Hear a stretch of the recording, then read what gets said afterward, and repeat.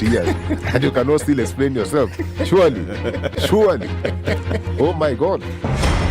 The reason for which you went to school and then gathered experience, that reason must be paid for. Oh, right. Oh, okay.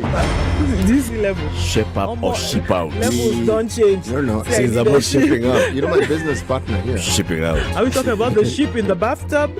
Or the sheep man. Emmanuel Talabu used to tell us a story of they were in school and they've been told to write composition about a sheep.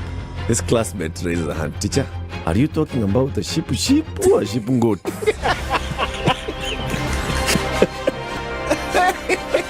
The Situation Room, Kenya's biggest conversation. No, this wheelbarrow, how can you give people wheelbarrow? His party symbol is an umbrella. Is he distributing umbrellas in Makueni? Have you been told if we don't lock between 10 to 4, this is what we're saving? You try and call them, the same person who was in your house every day, because they know you are influential and you will give them votes. Call them after 1 month and see if they'll pick up their phone. Don't tell your member of parliament that you want him to come and build a school, you want him to come and do a hospital. That is not the work of the member. Now that we have devolution in this country, these resources should go to those devolved units. You have to have strong, independent institutions. And you have to have police who has the right to take the biggest town in the country and question, why did you do this and that, and send them to court if necessary. Joel in Kericho, good morning. Salama sana, habari ya asubuhi. Salama kabisa. Mbunge wako ni nani? Anaitwa Silvanus Maritim, hapa ni Ainamoi. Silvanus Maritim, Ainamoi. Yes. Sasa ile juma nampambia yeye nini? Amalize aende. Oh, wow. Asante sana. That's it. The Situation Room, Kenya's biggest conversation. Forgiveness is always conditional.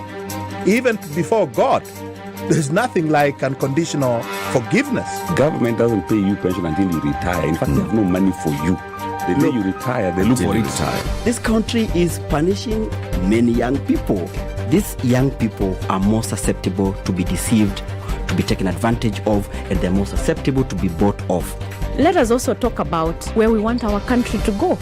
We are a population of very young people. We're in a state of capture. The judiciary is under duress. Parliament is in the pocket of the executive. You don't sit and wait for the regime to topple itself. It will never do so. By the way, let me tell you, these guys are so persuasive. I'm telling you, they can persuade you to sell your grandmother. I'm telling you, they can sell sand in the desert. Say, has anybody on this program said to you as a guest, say, oh, shut up, we don't want to be told what to do? Have you ever that kind of... Has anybody been I will not listen. a bit of advice? Because you're working on the premise that we should all pay heed to these proverbs. It's a very suspect notion. This is the Situation Room, the only way to start your day.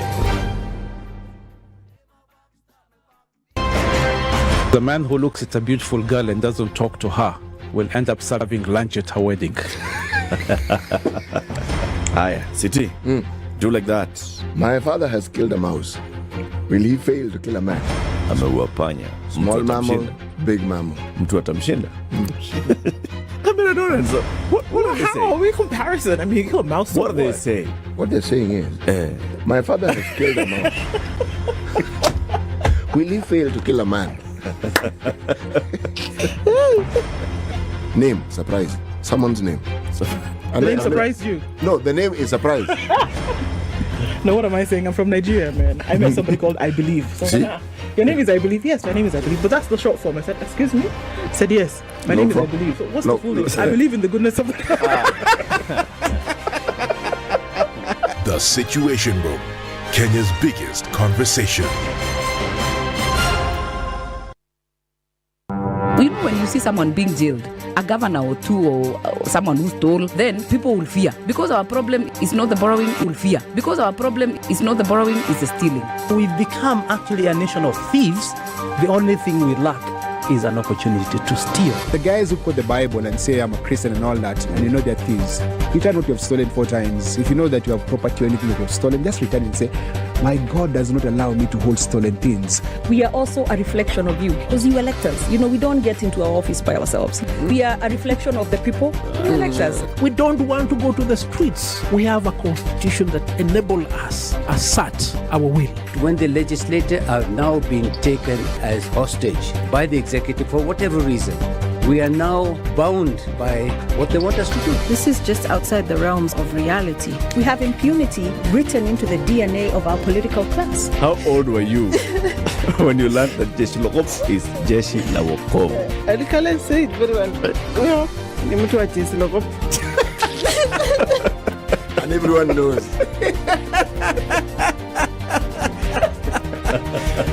Okay. Thursday morning, and we don't see much action happening on the streets this morning.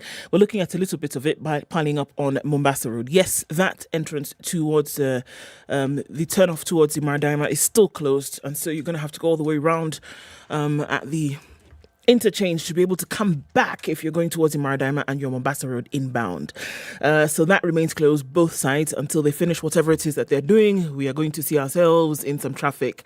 Looking coming off of Jogo Road, it's already starting to build up on Landis and into the CBD this morning.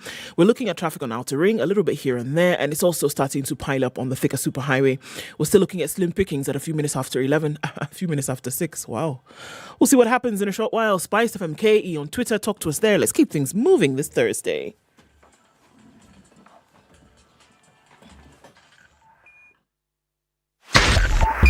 .5 Spice FM, Kisumu.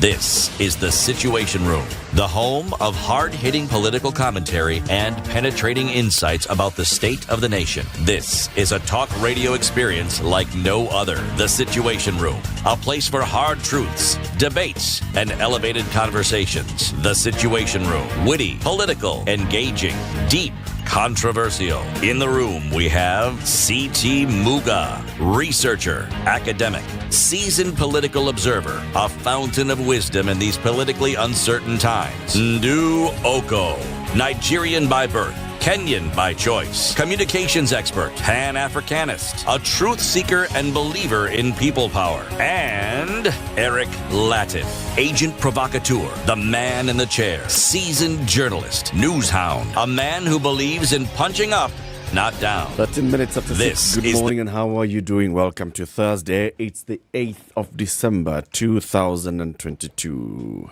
December has 31 days. Mm-hmm. So 31 minus 12 is how many? Usually. 31 minus 12. It is 19.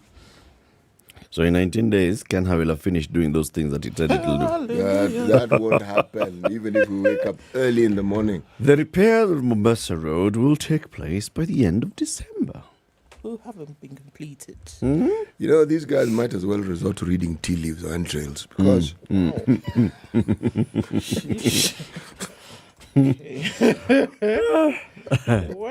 Wasome matumbo. They might be more accurate. In the morning. Yeah, it is. There's nothing that's... Well, there's a lot that's taking place. They are blocking and unblocking General Motors. That sort of General Motors, I don't know. Nobody knows. I don't know. Even them. Even Kenha, even Moja, whoever. Especially China Road and Bridge. Especially them. They have no clue. Yes.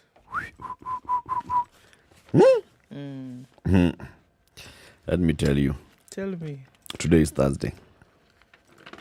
And us guys, we'll just go on with our thing. Yeah.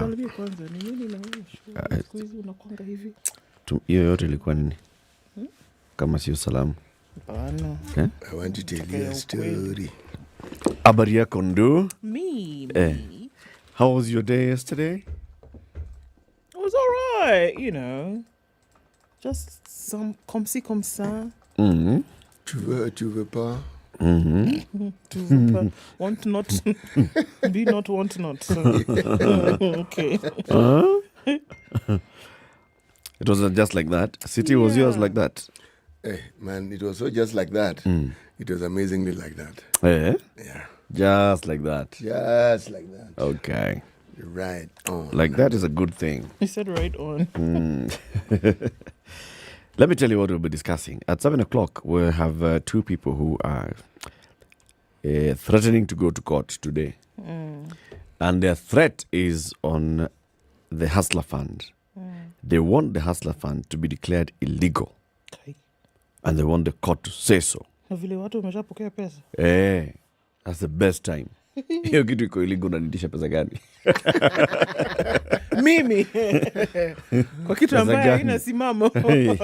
No. So, Professor Fred Ogola, leader operation at Linda Ugatuzi. That's a new one. I've heard of Linda Katiba, Okoa Uchumi, Okoa Mombasa. Now there's Linda Ugatuzi. That's right. Professor Fred Ogola, who of course we know him as a lecturer at Strathmore University, will be here, alongside Bernard Odera, who's a constitutional and tax law expert. They will both be here to tell us why they want to go to court to have this Hustler Fund declared what? Illegal. Illegal. Yeah. So keep it here for that. Then we'll also be looking at what was happening at Kamakunji yesterday. Yeah, big rally. Yeah. Many people came. Yeah. Then there are so many demands that were put forth. Yeah. We'll also be talking about this whole issue again, about what? Boarding. Are we boarding or not? Not boarding. That story isn't going to come to an end soon. That one. We're not boarding. Everybody plus their relatives has jumped. Just jumped into it. Yeah. Everybody has an opinion. Okay. So we'll seek their opinion on shall. that. Tell us about COVID. Hii kiti si yangu. Tena. Mtu anafanya aje sijui. Anyway, wacha nikwambia COVID kabla niamke. 651,539,518. Those are the numbers that we're looking for COVID today. In Kenya, 49 new cases from a sample size of what? From a sample size of 605, just below 10%, about 7.8%. And still, again, the numbers are low. You know, we're looking at a situation whereby it's going to be there. It will come a time whereby COVID would have not been a story per se, but, you know, just something that we know, all right, go get your shot to be able to stave off COVID. Now, let's go back to China, because this continues to be the story that is hitting the headlines, taking up a lot of tape when it comes to COVID around the world. China has scrapped some of its most controversial COVID rules in a significant step toward reopening. They've announced sweeping changes to its national pandemic response, and that was yesterday, the clearest and most significant sign yet that the central government is moving away from its strict zero COVID approach that prompted protests around the country. So there was a statement from the state broadcaster CCTV. China State Council unveiled 10 new guidelines that loosened some restrictions, most notably allowed home quarantine and largely scrapping the health QR code that has been mandatory for entering public places. So the QR code, then you snap it, and it's then able to tell whether you're COVID negative, and that negative test must be no more than 48 hours old. Local governments had already taken steps this week to indicate a possible change in direction, including some major cities loosening requirements on COVID testing. But in this first official change in COVID policy on a national level, a notable turnaround by Beijing, which for the past 3 years has insisted that unwavering restrictions are the only effective way to stamp out the highly transmissible virus. Some of the biggest changes: QR codes have been scrapped. They're also looking at home quarantine now allowed, not in a government area, limits on lockdown, and those limits are saying you can, ensure normal functioning of society and basic medical services. You may go to the clinic, you may go to the grocery store, things like this, which previously were unallowed. So it's looking at a loosening. So maybe saying, all right, let's see what we can do. Still taking care of ourselves. Mm-hmm. Yep. It is 20 minutes after 6. We are live streaming the show. Are you online? You know what you need to do. Just go online on Facebook, on YouTube, on Instagram, on where else? Twitter. Yeah. Let us know where you're tuned in from. We'll do the usual shout out this morning. In the picture, Nani? Mama, there's one handsome boy on the destiny. Older, younger.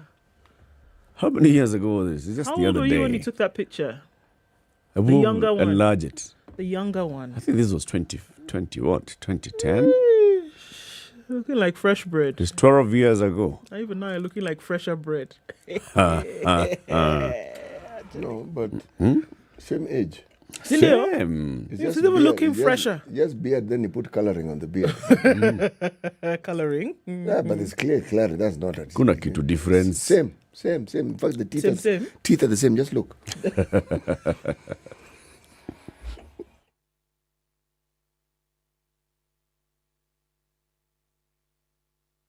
This is the Situation Room. The only way to start your day. The adults in the room. He's promiscuous or he's polygamous. We need to get over ourselves. So I should always know the man that marries me, I know there will be other women. Yes. The relationship you have with yourself is the foundation of the relationships you will have with other people. Things that we never talk about. 3 things. Stop, breathe, and relax. Whether it is matters of the heart, finances, or work that's weighing on your mind, worry not. Tune in to Adults in the Room every Monday to Friday from 7 p.m. to 10 p.m. The adults in the room will help you stay winning. Only on 94.4 Spice FM, Nairobi. All right, looking at cloudy conditions, a bit of a sprinkle in certain parts of Nairobi. We'll go to highs of 26 and lows of 17 today. It's clear at 13 in Nakuru, highs of 25, highs of 22 in a cloudy Nyeri at 15, and 13 and clear in Eldoret, highs of 24. It's 26 and raining in Mombasa, highs of 32, and we'll see highs of 32 as well in a rainy Malindi at 26. It's 19 and clear in Kisumu, highs of 28, and highs of 28 in a clear Kakamega at 15. 18 and rainy in Kampala, highs of 27, and we'll see highs of 32 in what will be a sunny day in Dar es Salaam. It's 16 and sunny in Johannesburg, highs of 24, and we'll see highs of 32 in Lagos, where it's clear at 25. It's 22 and mostly clear in Kinshasa, highs of 30 today. 8 degrees and sunny out in Beijing Thursday afternoon. That will be the high, coming down to lows of -7. And it's 3 degrees and cloudy in Paris, highs of 4 and lows of 0. 0 is what it is in London. Clear conditions, however, will go to highs of 4 and lows of -1. 11 degrees and cloudy in New York. We'll see highs of 14 and lows of 8.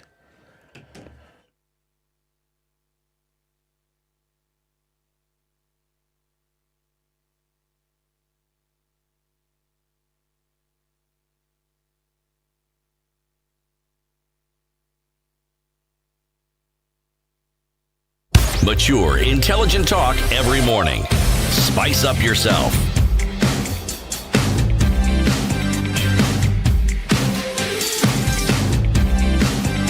Mornings done right.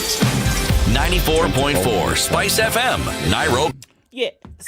Ruto's daughter is online this morning and she says, good morning from Thika Road. Okay. Apache is in Goa City. Ako Naivas. Ako Naivas. Leo napanda metoka Naivas. Wacha kuuza sausage. Kuna Naivas Thika Road. Good morning from Goa City. The more things remain the same, the more they change. Really. True, Eric. How do you say it in French, Ndu? Plus ça change, plus plus la change, même chose. It's just chose. Plus les mêmes choses. Plus ça change, plus c'est la même chose. Okay. Just say plus city And then chose. and then chose. Wait until I start speaking Creole. Oh, bas. Today's the day. So Apache continues and says, true, Eric, I think our country Kenya is an awesome example. I'm inside. That's okay. It's an example of what? I don't know. India and Oh, Kenya. that photo. What Amlioto says in the caption. The more for my things change, photo. the more they remain the same. And now Apache saying, the He more says things he's remain okay. I the same. think our country Kenya is an awesome example. India and Kenya. In Kenya, we say one Kanyakala. One Kanyakala, Kanyakla. meaning we are together. One Kanyakla is Indian. We know it. Say it, City, in Creole. Kanyakla. One Kanyakla. Tuko pamoja. Okay. Like this. So. Some meme shows. All right. Pauline Shiro says, good morning. May goodness and mercy follow us today. Amen. Kahari says, good morning, good people. Good morning to you, sir. Good morning, good people. Today we're good people. Tuned in from Shambhala Mawe. That's where Owen Oduor is. And yet another, good morning, good people.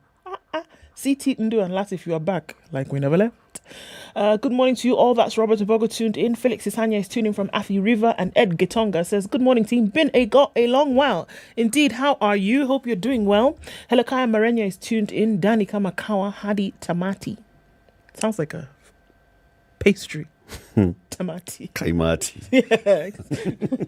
I am watching and listening to you very clearly from Nakuru. That's Okech, Wellington. We see you this morning. Karibuni sana into the room today. Paul Ntaia says, it's good morning, tuning from Narok East. And good morning, everyone. Eric, the first photo is portrait worthy. Okay. What do those who don't listen to the Situation Room listen to? Guess who that is? My friend. Zachary. Jared Orure Matureti is tuning from Nyachichi Secondary School, Kitutu, Masaba, Nyamira County. Good morning, sir. There is a lot of change. Somebody has seen a difference between the younger you and the you. General Career Lagat says, good morning. Vincent Ogutu says, tuko pamoja. The difference is the same here, Eric, according to Jackie Johnson. And Benson Momo says, good morning. Cleophas Anam says, even before you say Jack Robinson, I'm in the room. Good morning, folks. He's tuning from Nyakach. And Chuthiman wa Nanyuki is tuned in from Nyanyukie. Good morning, everybody. Karibuni sana. Karibu kila moto. City. No, they said the proverb. Right. No, they give the Creole. No, the bloody nose. No, the bloody nose. We're not blowing the nose. Today we are going to talk to fish. Okay. Nice. Right. A fish has nothing to do with the raincoat. But no. I thought you were A going to fish say has nothing to do with A raincoat. a raincoat. In Creole? Fish no they get nothing for do with raincoat. Fish, no, they get nothing for do with raincoats. Yes. You sound like you're going to start dancing. What's that dance? Fish, no, do wait, no, that do raincoats. City wants to dance raga. What? Creole. for This you. is Creole from Yes. Sierra Leone. see. Yes. That's a good one. The Standard Insider, we've been telling you about it. Now, if you don't get to the Standard Insider, it's just like Zachary is asking. People who are not subscribed to the Standard Insider. Unasoma nini? Surely.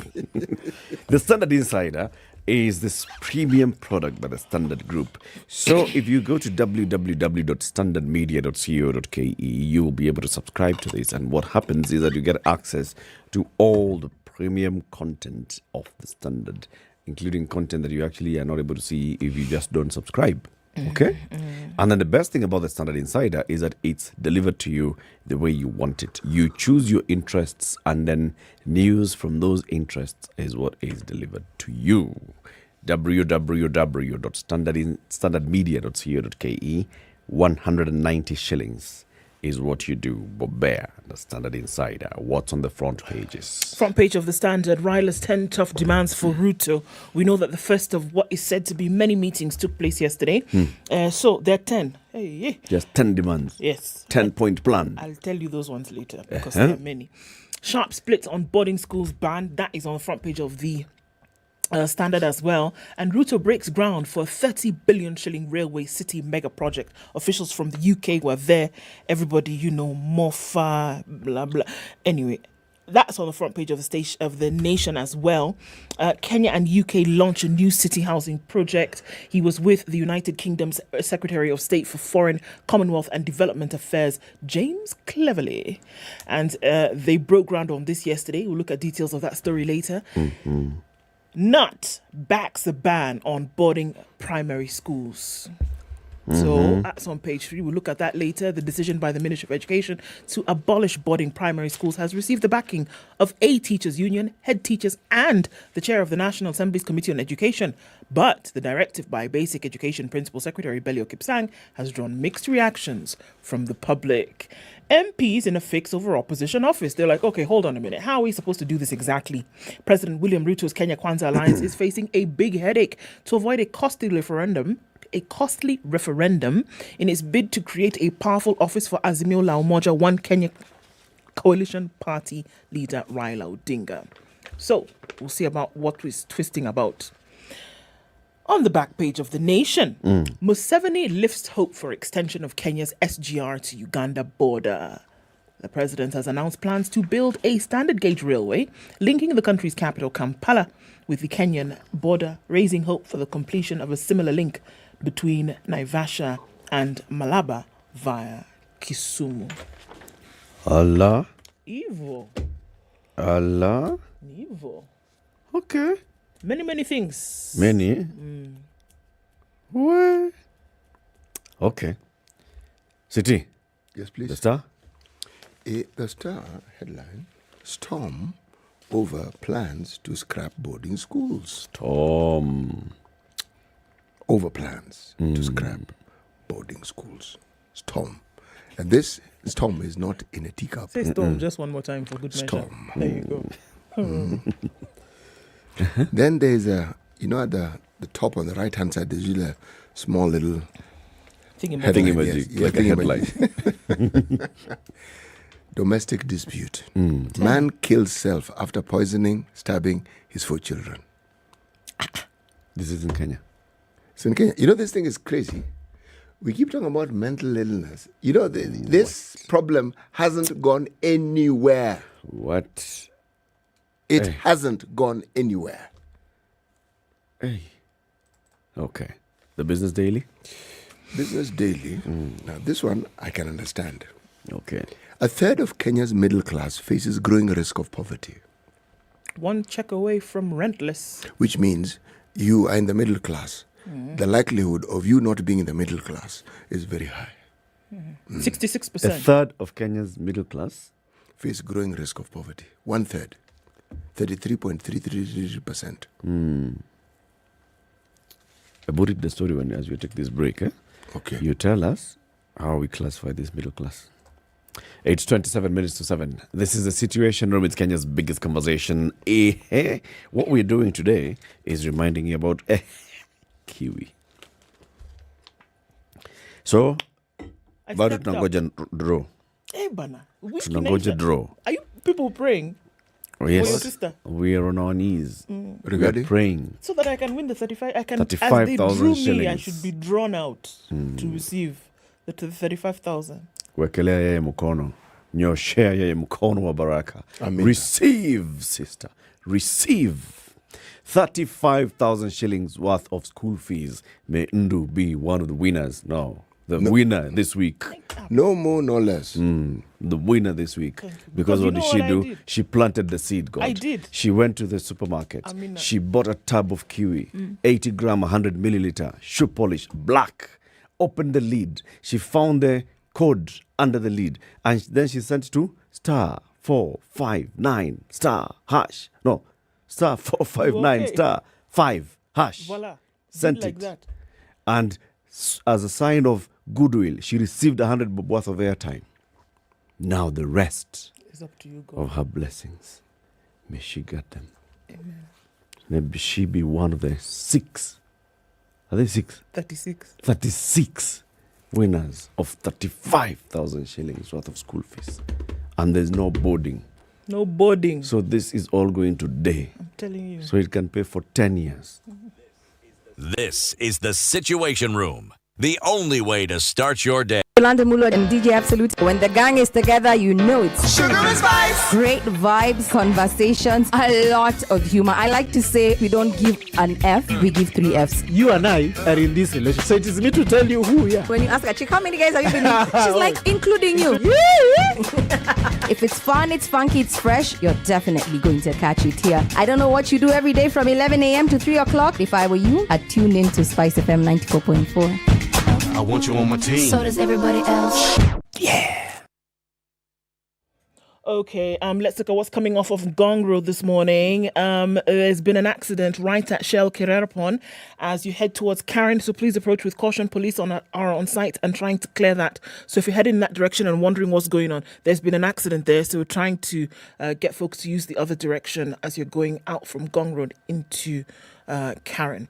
All right, so we're looking at other parts of the city, and there's traffic that's starting to build up on the Thika Superhighway coming out through Pangani into the city. But apart from that, it doesn't seem to have built up except for what we're looking on at Landys Road. Landys Road is pretty busy right now going into the CBD, coming off Jogo Road. That still continues. So we'll keep an eye on things and see how they progress through the morning. Talk to us on SpiceFM KE on Twitter.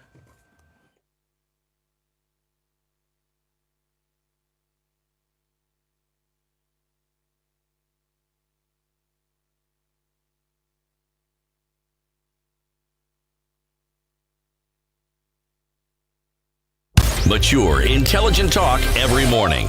Spice up yourself.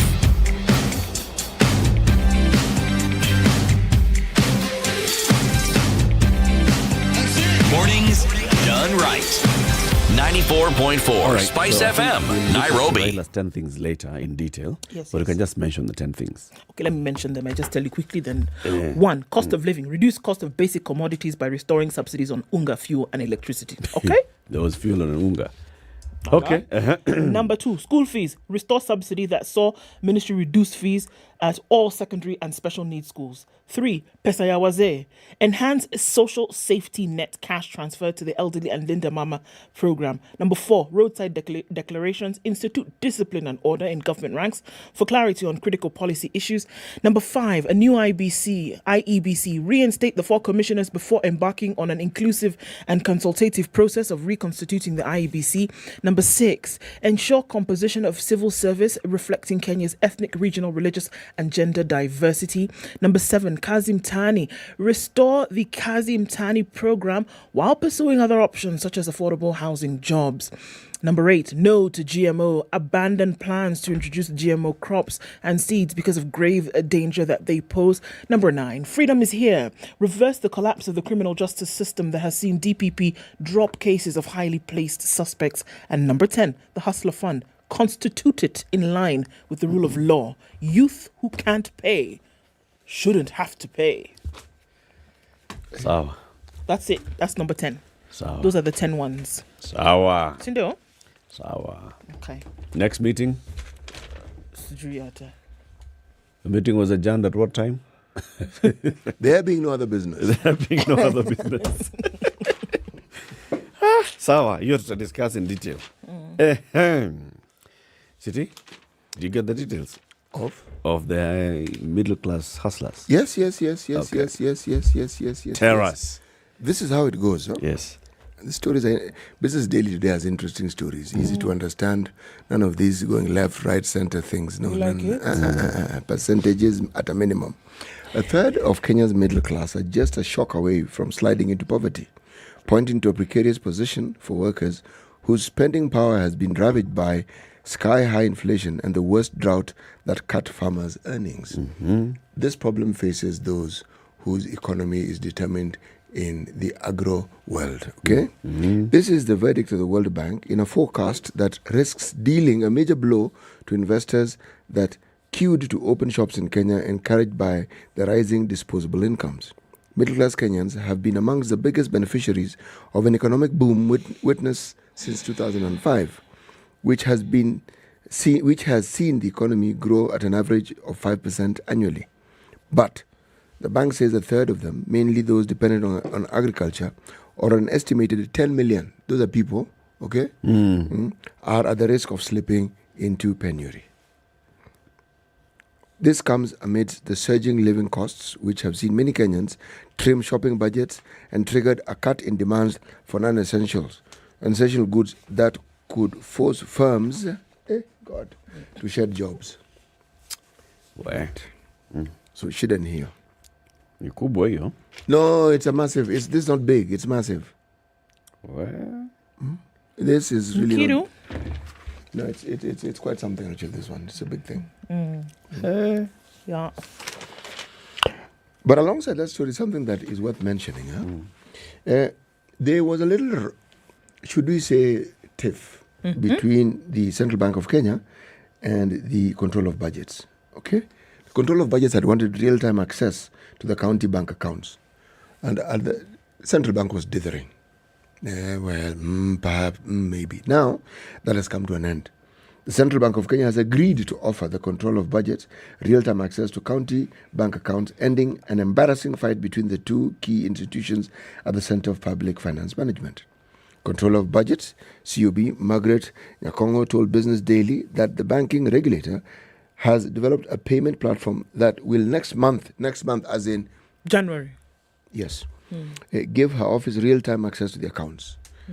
The CBK turned down the request from the COB to access accounts of the 47 counties real-time, a blockade that hampered efforts to track expenditure by the agency charged with authorizing withdrawals of public funds. Kwa hivyo, counties beware. Mkae mkijua. Yes, because if they have access, my friend, they'll know everything that's going on. You spend, they know, and they can query. And they can call you to account. Big Brother is now not just yes, precisely. Big Brother will do. And it also means the office of the Auditor General will also have that access. So, counties, once again, I repeat, beware. The glory days of spending willy-nilly are over. Kabisa. Are coming to an end. Done, dusted. Be knowing. Yep. You have been told. In other words, you have been warned. You have been warned. Oh. Hey.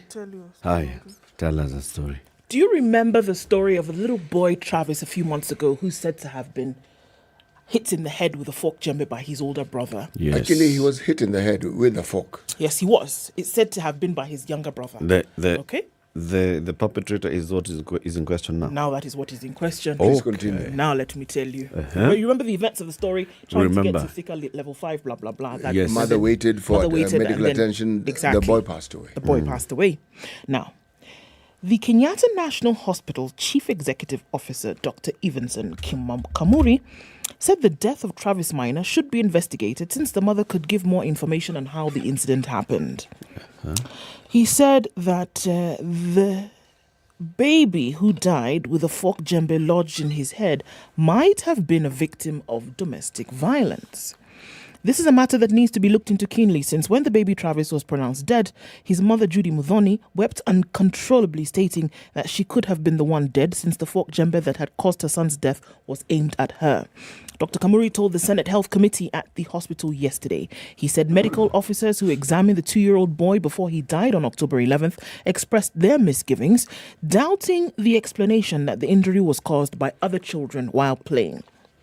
While defending the staff, Dr. Kamuri said their findings indicated the boy may have stayed with a fork djembe for a longer time than it was alleged, and that he could not be taken to the theatre immediately because he had lost a lot of blood.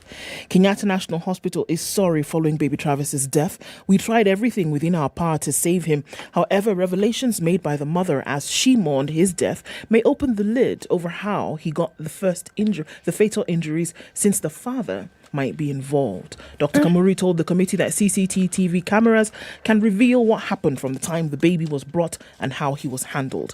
Relevant agencies, he said, need to investigate the matter to find out what exactly happened since the parents might be holding back information. The committee chairman, Jackson Mandago, said following the new development, the team will study all the versions given before making recommendations. Baby Travis's mother and the management of the Kenyatta National Hospital have given us information on how the baby died. We will check our records before making our recommendations on this issue, since we want to know what really happened. The hospital also denied the mother's claim that the family had been asked to pay 30,000 shillings as a deposit before the baby was admitted.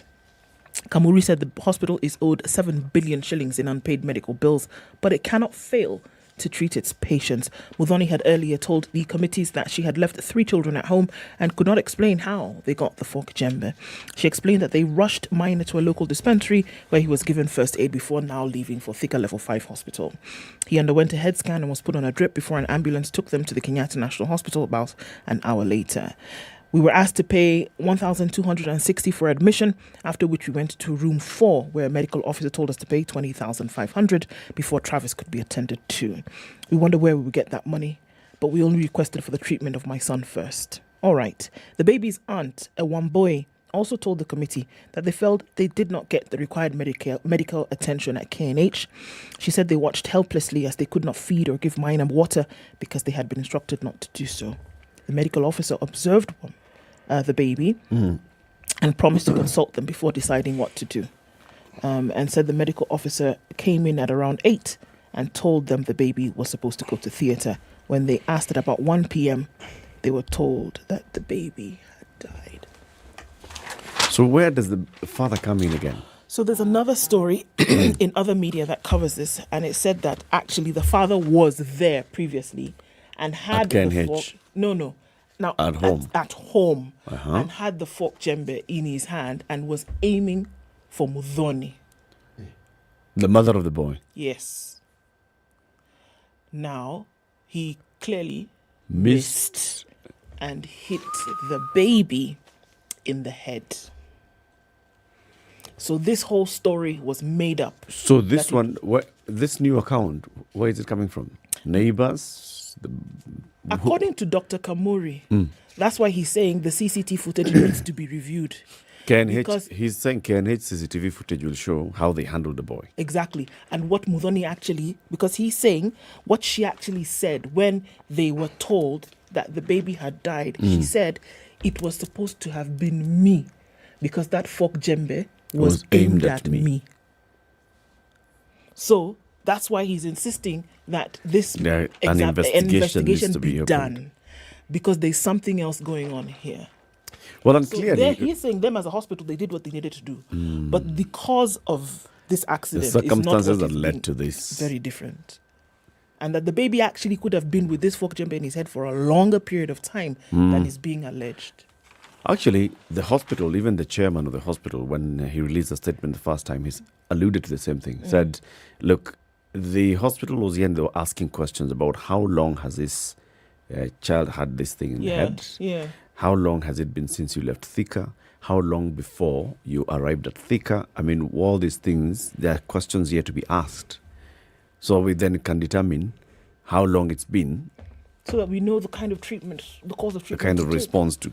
Oh, lo. This one Anyway. is tricky. Hey. Okay. Okay. That's a tough one. That's it. Okay. Now, today is Thursday, the 8th of December 2022. Well done. Today, polls open in Bungoma because the people of Bungoma on the 9th of August went to the polls and they voted for one Moses Wetangula as their senator. Yeah. Then Moses Wetangula went for greener pastures and now became the Speaker of the National Assembly. So that seat was declared vacant and writs issued by the Speaker of the National Assembly, Speaker of the Senate in this case. Okay. So today, people of Bungoma are going to elect a new member of the Senate to represent them in the race to succeed Mr. Wetangula after his election to the new post. As Odinga's Azimio la Umoja One Kenya Coalition Parliamentary Party is looking to pull a surprise and snatch the seat from Kenya Kwanza, which is now facing a case of friendly fire with coalition partners Ruto and Wetangula facing off. So there's Ozimio has fielded former Kandui MP Wafula Wamunyenyi, who will be I said Ozimio. You did. Ozimio. Which has fielded Wafula Wamunyenyi, who will be the first person after Odinga to fly the coalition party's flag. Traditionally, so Wafula is actually going under Azimio. Yeah. Not under ODM or Ford Kenya or DAPK or any of those. Under Azimio. Traditionally, Bungoma politics has been dominated by Wetangula's Ford Kenya party, winning all county and a majority of the National Assembly seats, save for Sirisia, which went to Jubilee, and Webuye East and Webuye West, which were taken by UDA. Bumula's Nelson Jakwamboka is a member of Democratic Action Party of Kenya, DAPK. Azimio has put up a spirited fight to dislodge Ford Kenya from the helm of the county. During the campaigns, the party dispatched key politicians from the region, among them Odinga's deputy in the ODM, Wycliffe Oparanya, DAPK boss Eugene Wamalwa, and others. And who are the other the guys now for UDA? UDA has history imeandikwa namna gani sasa? There are so many candidates, by the way. There are like 16. candidates. Anyway, so we'll get the results by tomorrow morning. When we're here, we'll be knowing what's happened in that area called what? Bungoma. Thank you. Oh, you're welcome. Thank you very much. No problem. Gotcha. Meanwhile, President William Ruto's Kenya Kwanza Alliance is facing a big headache to avoid a costly referendum in its bid to create a powerful office for Raila Odinga. According to legal experts, the creation of the office of the leader of opposition, as currently proposed, is set to affect the structure of the executive and composition of parliament, both protected clauses in the constitution, and that demand that any amendment should be approved by the people in a referendum. The proposed legislation, which already has the government's backing, is yet to be introduced in Parliament, although President William Ruto has already told his troops to support it, saying it will provide a clear structure on how the opposition will play its oversight role. The president is, however, said to be keen to avoid a referendum in the creation of the new office. Constitutional lawyer Bobby Mkangi said the creation of the office goes beyond insertion of the office in the constitution because it affects the governance system. So this one, the people must decide. You can't just come up with it. Rarieda MP Otiende Amolo told the nation that creation of such an office would result in changing the composition of parliament, hence requiring a referendum. Remember, Otiende Amolo wrote this constitution. Any discussion on changing the constitution should go beyond creating one office and look at certain things holistically. These were some of the good things contained in that BBI thing. Dr. Amolo said, referring to the Building Bridges initiative. No, he didn't say the thing. The thing is me who said. According to some of the proposals in the bill that are yet to be published, the leader of the official opposition will be allowed to identify and appoint such staff as shall be necessary for the execution of the said office, whose remuneration, benefits and allowances shall be drawn from the exchequer, subject to the Salaries and Remuneration Commission. It also seeks to amend Article 260 of the Constitution to include office of the leader of opposition under the category of state office. The office to be funded by Exchequer, the Azimio team proposes, will have all such powers and discretion necessary to solicit and mobilize for funding from all sources, including donor funding, to supplement its budgetary allocations to finance its various activities. So basically, Ruto is proposing to have this office created, leader of official opposition. The issue here is... can you just create that thing without affecting the structure of parliament? The same thing that he has asked his MPs. Work with your standing orders and those other things that you have in parliament and allow Musalia to be coming to answer questions in parliament. Work with what you have is basically what you're being said. Don't try and do something out. What we want is Musalia to be coming to parliament to answer questions. Okay? Because that's the job that he has. Answering questions in parliament. Are you even seeing him launching in Railway City? And his office is nearby there. He was there. He was present, though. He was present. He was present. Yes, he was. So, Ruto is basically saying, let's find a way. But the challenge is, can you do it without actually creating a referendum? And if it comes to a referendum, then you can't just go into a referendum with only one issue for such a costly thing. So you have to include one or two things. And like we were asking yesterday, CT, what else comes with this referendum? Oh, somebody's actually reminding me. This party in Western Kenya called DAPK. Yes. The party leader is one Wafula Wamunyinyi. Wafula Wamunyinyi is the Azimio la Umoja candidate for senator in Bungoma. Yes. I think now Is aligning in your mind. DAPK is part of Azimio. Sasa na DAPK yake. This is politics, man. Things are now starting to align in your mind. Politics, man. Yeah. You know. Siyako na DAPK, siende na. It is true. Okay. One of the things that has been at the helm, if I look at the how many point, the 10-point agenda. Yes. That was raised by Azimio. I'm looking at number 9, freedom is here. Reverse collapse of criminal justice system that has seen DPP drop cases of highly placed suspects. That one. You know, when you have such a narrative which has supporting evidence to give it teeth and to give it momentum, sometimes you can assume that every case that is being dropped did not warrant or did not merit being dropped.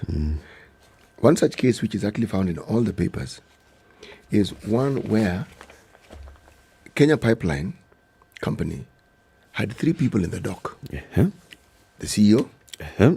company secretary, Uh-huh. procurement boss. Uh-huh. The issue was 1.9 billion shillings. They were taken to court. It was about a jetty something. In Kisumu, they said it was irregularly constructed. Brrr, the works. Uh-huh. Now, this matter went to court and details were looked into. Now, it turns out that this matter had been budgeted for, had been agreed on. It was part of the strategic plan of the Kenya Pipeline Company from 2006. Now, strangely enough, some of the individuals who were being taken to court were not even working for the pipeline at the time this thing was actually being implemented. And the magistrate looked at all these details and they say that, you know something, even when you talk of the monies that were paid, it didn't go beyond the 1.9 which had been budgeted for. The contract is above board. Yes. The amount of money used is within Intact, budget. Yes, and it was part of the strategic plan that had been there with the Kenya Pipeline. Even the chairman of the pipeline at that time, one John Gumi, is quoted saying that, yes, everyone was aware of what was going on and everything was above board. Oh my God. So these fellows were acquitted. So you have to ask yourself the question, who took them to court and why were they taken to court? See, it is easy to go with the tide and say it looks like everybody who is guilty is being set free. Easy to say. Yeah. Without looking at the details and asking, what really is this case? What was this case about? What really were these people being charged with? Someone like, say, for instance, the company secretary was confirmed company secretary in 2017. Okay? In 2016, she's being accused of being the company secretary. She was not the company secretary in 2016. Somebody else was the company secretary. So some of these details are just like pretty obvious to any. If you just pause for a second. If you just open your eyes, you will see it. See that, some of these things that these people are being accused of, they forget not adding up. The facts do not support the accusation. You know, the thing is, when you get to such a case where even the magistrate is asking, I honestly do not understand why they were charged in the first place when all the witnesses confirmed that the contract for construction of the Kisumu oil jetty was above board and some of the accused had not even joined Kenya Pipeline at the time the contract was awarded. This is a question that you ask the Director of Public Prosecution. Yes. When you reviewed this file and it was brought to you and said, go to court, did you honestly miss this? When you lined up your witnesses and your witnesses are going to say, actually everything was above board. And when they spoke these words to you, were you sober in judge? What were you thinking? Only for you to then come and turn around later. I don't get it. That you could have been so convinced of something that you told the entire nation that this is the way in which we are going to go because 1, 2, 3, this literally is cast in stone. And then you can come and turn around later. How then do we have confidence to believe the things that you will say in the future? I mean, does it not strike you then as... It strikes you as very odd, doesn't it, just? Honestly. The magistrate says this is one of those clear cases where people who did a commendable job ended up being vilified. They should have been given a head of state commendation for doing a good job. Yes. Instead, they're here before me, facing charges and 4 years of torture. Yes. The company secretary, Gloria Kafafa, wrote her own account of what happened. She was arrested at 10 p.m. by this goon-looking policeman. SSU. The SSU. Taken to a police station. Her children are traumatized. She actually got high blood pressure and diabetes out of this ordeal. And then someone just comes and says, by the way, Paul, look a mistake. No. She should sue the state. Good morning. It's 7 a.m.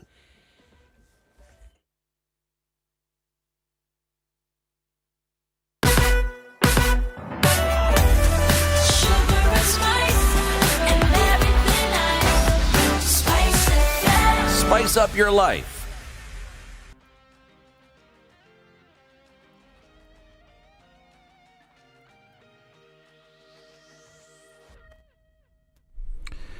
Good morning, this is Newswire. I'm Dennis Aseto. President William Ruto launched the affordable housing project in Mavoko, Machakos County. Ruto said such projects will ensure Kenyans own their homes and live in a humane environment. Ruto further said that the government will give women in the construction industry the biggest priority, as well as empower local residents by sourcing for casual laborers and building materials from them. Tutahakikisha kwamba yale mambo yote yanayohitajika ili makao haya yaweze kutoshelesha mahitaji ya watakaonunua manyumba hapa itafuatwa. Tumesema vile vile huyu contractor atafanya kazi na wale mahasla wa jua kali wa hapa. Madirisha, milango, hinges na zile parts zingine zote, components ya construction itafanywa na watu wa jua kali na wale wengine wanaoishi sehemu hii. This as the president urged Kenyans who have borrowed the Hustler Fund to repay their debt so as to increase their limit. The kitty has so far disbursed about 3.6 billion shillings, according to the latest statistics by the Ministry of Cooperatives and Micro, Small and Medium Enterprises. President Ruto stated that the program was designed to assist Kenyan business people and that in order to expand their limit in the fund kitty, they must comply with prompt loan repayment. The head of state also mentioned that the Hustler Fund has a pension plan, and he acknowledged that the program appears to perform better in terms of saving collection than the National Social Security Fund. Hustler Fund tumelaunch awamu ya kwanza, tutalaunch awamu ya pili Februari. Tayari tuko na watu karibu milioni 13 ambao wamejiunga na Hustler Fund. Tayari tumepatiana bilioni 5 katika hiyo mpango, na mimi nataka niwaulize Wakenya wote ya kwamba ukichukua mkopo ulipe ndio uongezewe ile utakopa the next day. Na katika hiyo mpango vile vile tuko na mpango ya pension ya wananchi. Kila mtu ambaye atakuwa katika hiyo program pia atakuwa anafanya saving. Mimi nimefurahi kwamba tayari in the last 1 week savings imefika 250 million, na inaonekana wazi ya kwamba it is going to collect more money in savings than what currently NSSF is collecting. And as Azimio Moja leader Raila Odinga has retweeted that the August polls are rigged. Raila says that that's why the Kenya Kwanza government has decided to frustrate the 4 IEBC commissioners who disputed the election results. Wale wakasema pana tukubali. Kama hivyo sisi tunaenda. Wakaenda kule nini Serena wakatoa taarifa, sio? Sasa wao ndio wanapatikana kwamba wao wako ndio hatia. Jao watu walikuwa wanataka kuchoma nchi na mambo yao. Mpaka sasa hao watu watolewe. Yule Chebukati na wale basi wenzake wawili nasemekana hao ndio malaika sasa. Sisi bado tuko na chungu. Yale yalifanyika. Mwanangu shida yetu ilinyakuliwa. Raila, speaking in Kamkunji grounds, told residents that he was aware of how the rising cost of living is affecting them, further urging the government to reconsider introducing subsidies and the Kazi Mtaani program. Gharama maisha imepanda, chakula iko kali, nauli ya kusafiri iko kali, kodi ya nyumba hiyo, mafuta hiyo. Yani yote yamewasaidia hawa watu. Sisi tumekuwa pande ile, tulikuwa na shauri Uhuru ombea ya kwamba vijana wako na shida, leta kazi mtaani iendelee. Tunasema hapana, tumetamanisha kazi mtaani, hadi vijana watapanda miti. Umeenda kupanda miti? Tumesema wakati kama hii ambayo tumekuwa na COVID na vile vile tumekuwa na hii vita kule Urusi, mpaka serikali ifanye kinaitwa subsidy. Now, the National Drought Management Authority has reported that the sustained drought situation in the 23 arid and semi-arid lands has since increased risk of acute malnutrition and humanitarian assistance. The authority noted that the number of people in need of humanitarian aid has risen to about 4 million, with hospitals in those areas recording more cases of treatment offered to expectant mothers and children who are malnourished. According to the report, the persistent drought situation in the country has been attributed to constant failed and delayed rain in 4 consecutive seasons in most parts of the affected areas. This is Newswire. I'm Dennis Aseto. Good morning.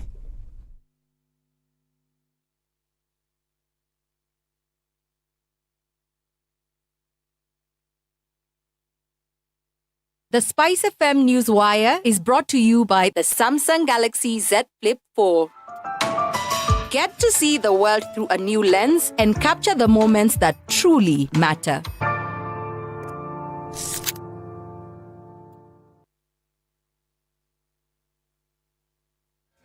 All right, so a few minutes after 7 o'clock is when we see now the traffic really building up in certain parts of the city. We're looking at it heavy coming off of Pangani, and that's coming off of Thika Superhighway. That is to be expected at around this time as traffic starts to pick up. Outer Ring is also joining into Juja Road, and we're seeing some traffic also coming off of the Wayaki Way, coming off of the expressway. That exit, there are some issues, but most of it is in the CBD this morning. There was that accident that took place right around the Shell Carrera Pond as you're heading to Karen. That's coming off Ngong Road. So that should have been cleared up by now, and the folks should be able to move without too much of an issue. Let's keep an eye on what's happening. Thursday morning traffic, SpiceFM KE on Twitter.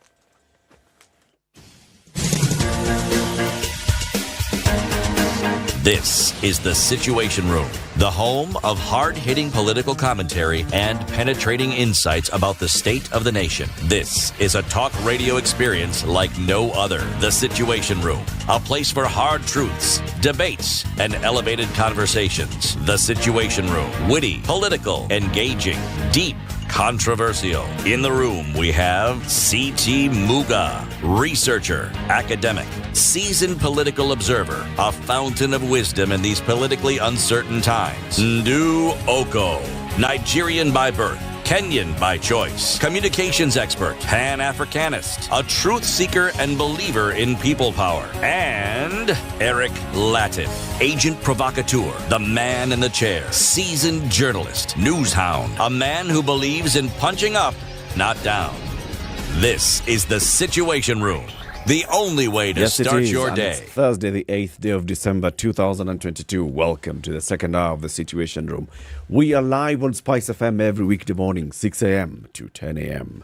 We have this kind of conversations. We are also live on KTN News for the next 2 hours. We have two guests in the studio from Operation Linda Ugatuzi. I don't know the Ugatuzis that they're Ugatuzing this morning is the Hustler Fund. Before we welcome them, C.T. Muga went to Sierra Leone, and as he was just walking about Sierra Leone, he met with a fish that was carrying an umbrella. And he has a proverb. Eric accompanied me on that journey. Yeah. That's why he can talk about my travels. With such authority. With such authority and clarity. Yes. But the clarity is not more than the clarity that I got from my Tab S8 Ultra. That's a Samsung Galaxy Tab. Tab S8 Ultra. Yes, with an yes. S Pen. S Pen. We have to put the S Pen. Of course. Yes. In the absence of the S Pen. It's just an ordinary tab. Just an ordinary tab. What is this? Well, you don't do ordinary. Okay. A fish has nothing to do with the raincoat. That's the proverb. Then we were asked by a listener who comes from that country of Sierra Leone if we could kindly translate it into Creole. Okay? Fish no get nothing for do with raincoat. Wow. I am certain that the staccato manner in which I've read the proverb in Creole, I've massacred it completely. Say it again. Just for good measure. Fish. It's fish. No get nothing for do with raincoat. Okay. At least you got the fish and the raincoat. And you got the raincoat. All those things that happen in between entrails.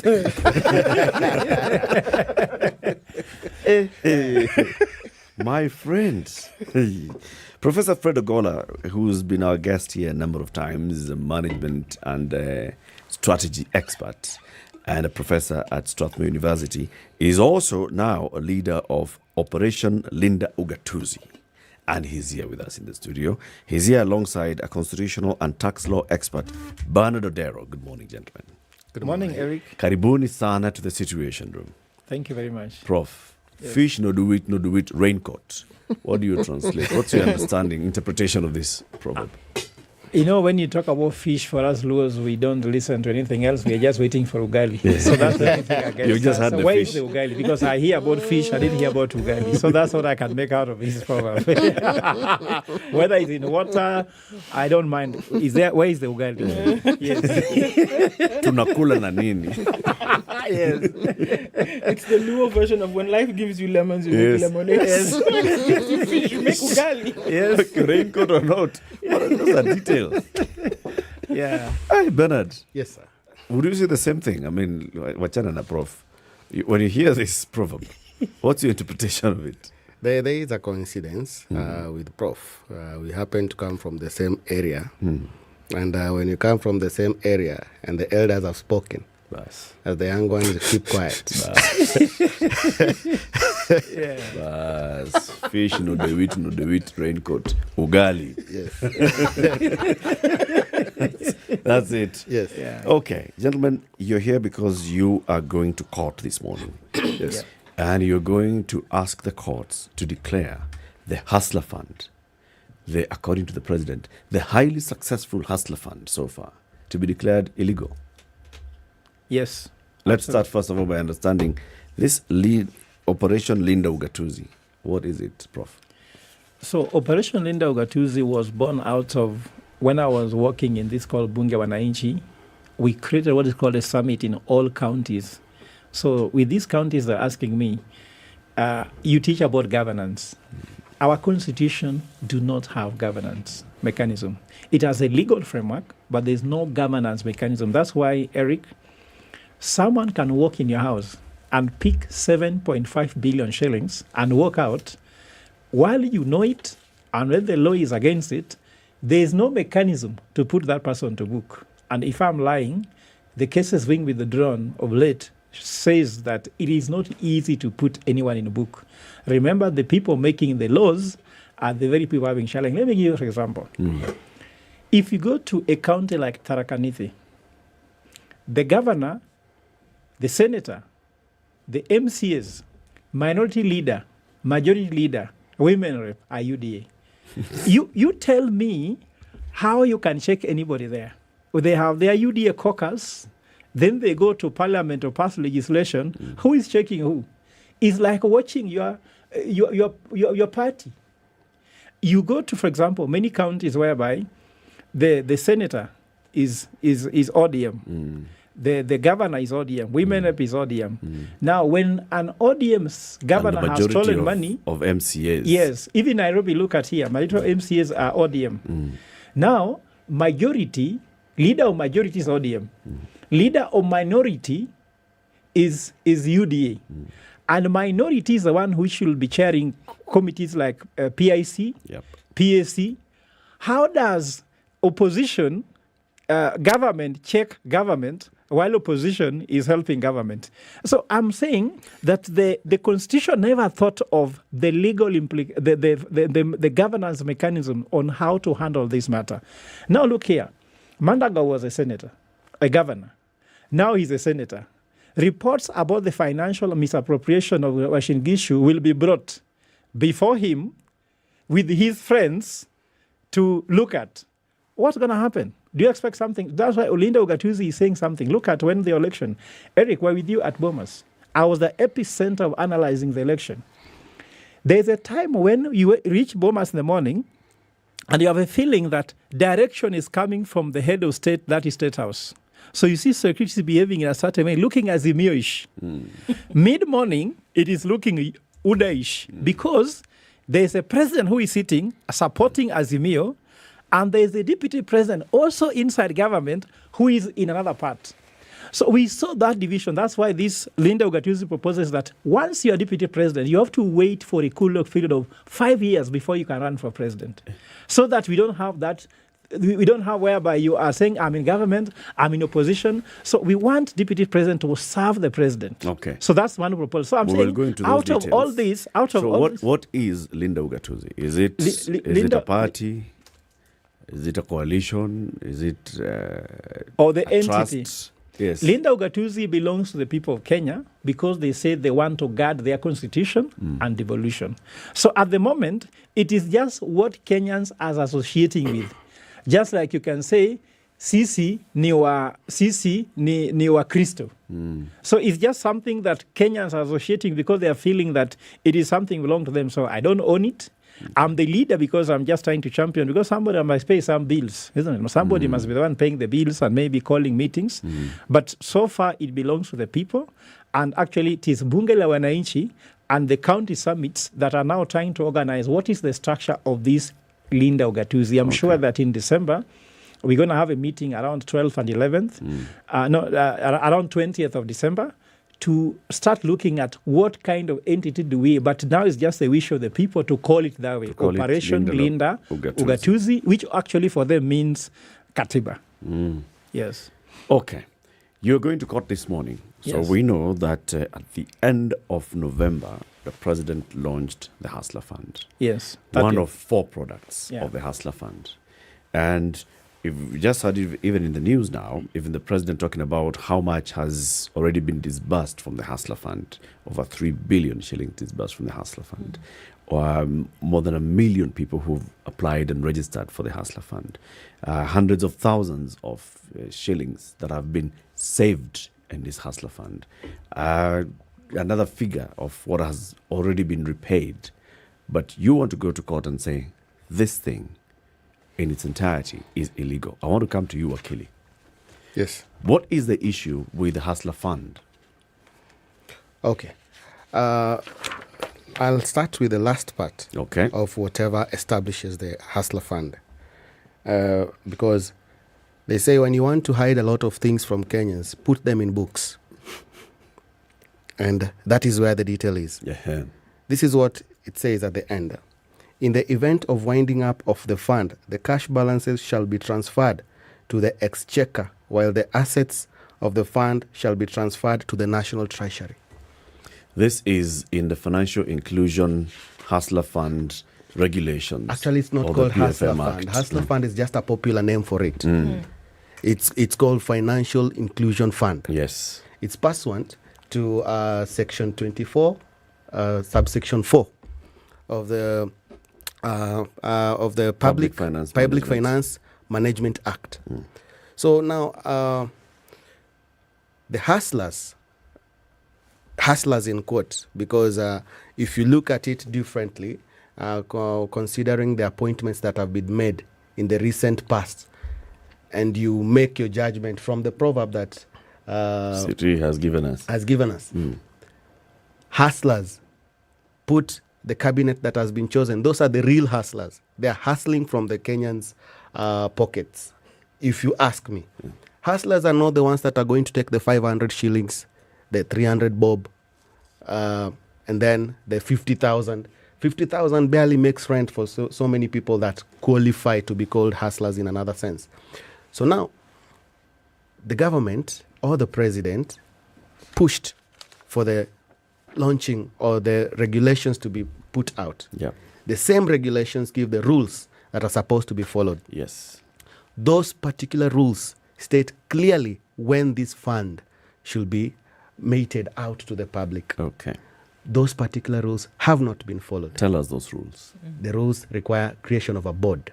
Okay. One, that is the most fundamental one. Creation of a board that will formulate a policy that will regulate the issuance of the funds, accountability, the issue of allocation by parliament. Those are the structures that should have been made first available by the president. So, pause there. Yes. So the Financial Inclusion Fund regulations were taken to Parliament. Yes. They were passed by Parliament. Yes. And the subsidiary legislation to the PFM Act. Yes. They say that this fund shall be managed by a board. Yes. What's the composition of the board? The board? Yes. Okay. If you look at regulation number 10. Yes. Regulation number 10 provides, just a second, that the cabinet secretary shall appoint a board constituted of several members, but I want to just point to you just 3. Yes. Yeah? A non-executive chairperson, a principal secretary, and there's a principal secretary of the State Department. Those three are supposed to be giving an advisory opinion to the cabinet secretary on behalf of the so-called Hustler Fund to ensure proper regulation of the same, to ensure that whatever money is gotten from the treasury is properly accounted for. You understand? Yes. So now, moving forward, the president has already disbursed 50 billion. 50 billion is not mere cash. 50 billion could feed the people that we are saying are hungry, that we have formulated a pay bill recently to enable Kenyans to maybe changia for them to eat. Okay. But now 50 billion here is being given as an M-Shwari tender. You've realized anytime they talk of Hustler Fund, they are concurrently talking about Fuliza. Yes. These are competing entities. One is an entity, one is the government that protects, that controls the other entity. You understand? And it's sort of another banking institution per se under the Banking Act. Wakili, back to that issue. Yes. Because you started by saying that there's no board. There is no board. Yes. So the regulations are passed in Parliament. Yes. Regulation 10 is established a board to be known as the Advisory Board, which shall consist of an non-executive chairperson appointed by the President. Yes. The PS in charge of the National Treasury. Yes. The PS in the State Department responsible for MSMEs. Yes. The PS is the State Department for responsible for matters relating to trade. So PS in Moses Kuria's office. Yes. The Attorney General. Yes. 2 other persons not being public officers. Yes. Who shall be appointed by the CS for MSMEs. Yes. And the last one is the administrator of the fund, who shall be the secretary of the board and an ex-officio member. Yes. This is the composition of the board. Yes. So the president has not appointed a chairperson. Yes. The PSs are in office. Yes. There's no CEO who's been appointed by the board. Yes. And the other 2 people who are non-official and not public officers have not been appointed by the CS. Yes. So what you're basically saying is that there's no board. There's no board. That I know, they have never sat, not even being appointed. Or gazetted. Sitting and even telling a people direction. Remember that even the secretariat, who is the CEO? Let's just talk about Youth Fund. Youth Fund has a board. Yes. It has a CEO. Gazetted. It has a secretariat. It has an office. Where is the office of Hustler Fund? It's in the CSS office. So if you lose money, where do you go?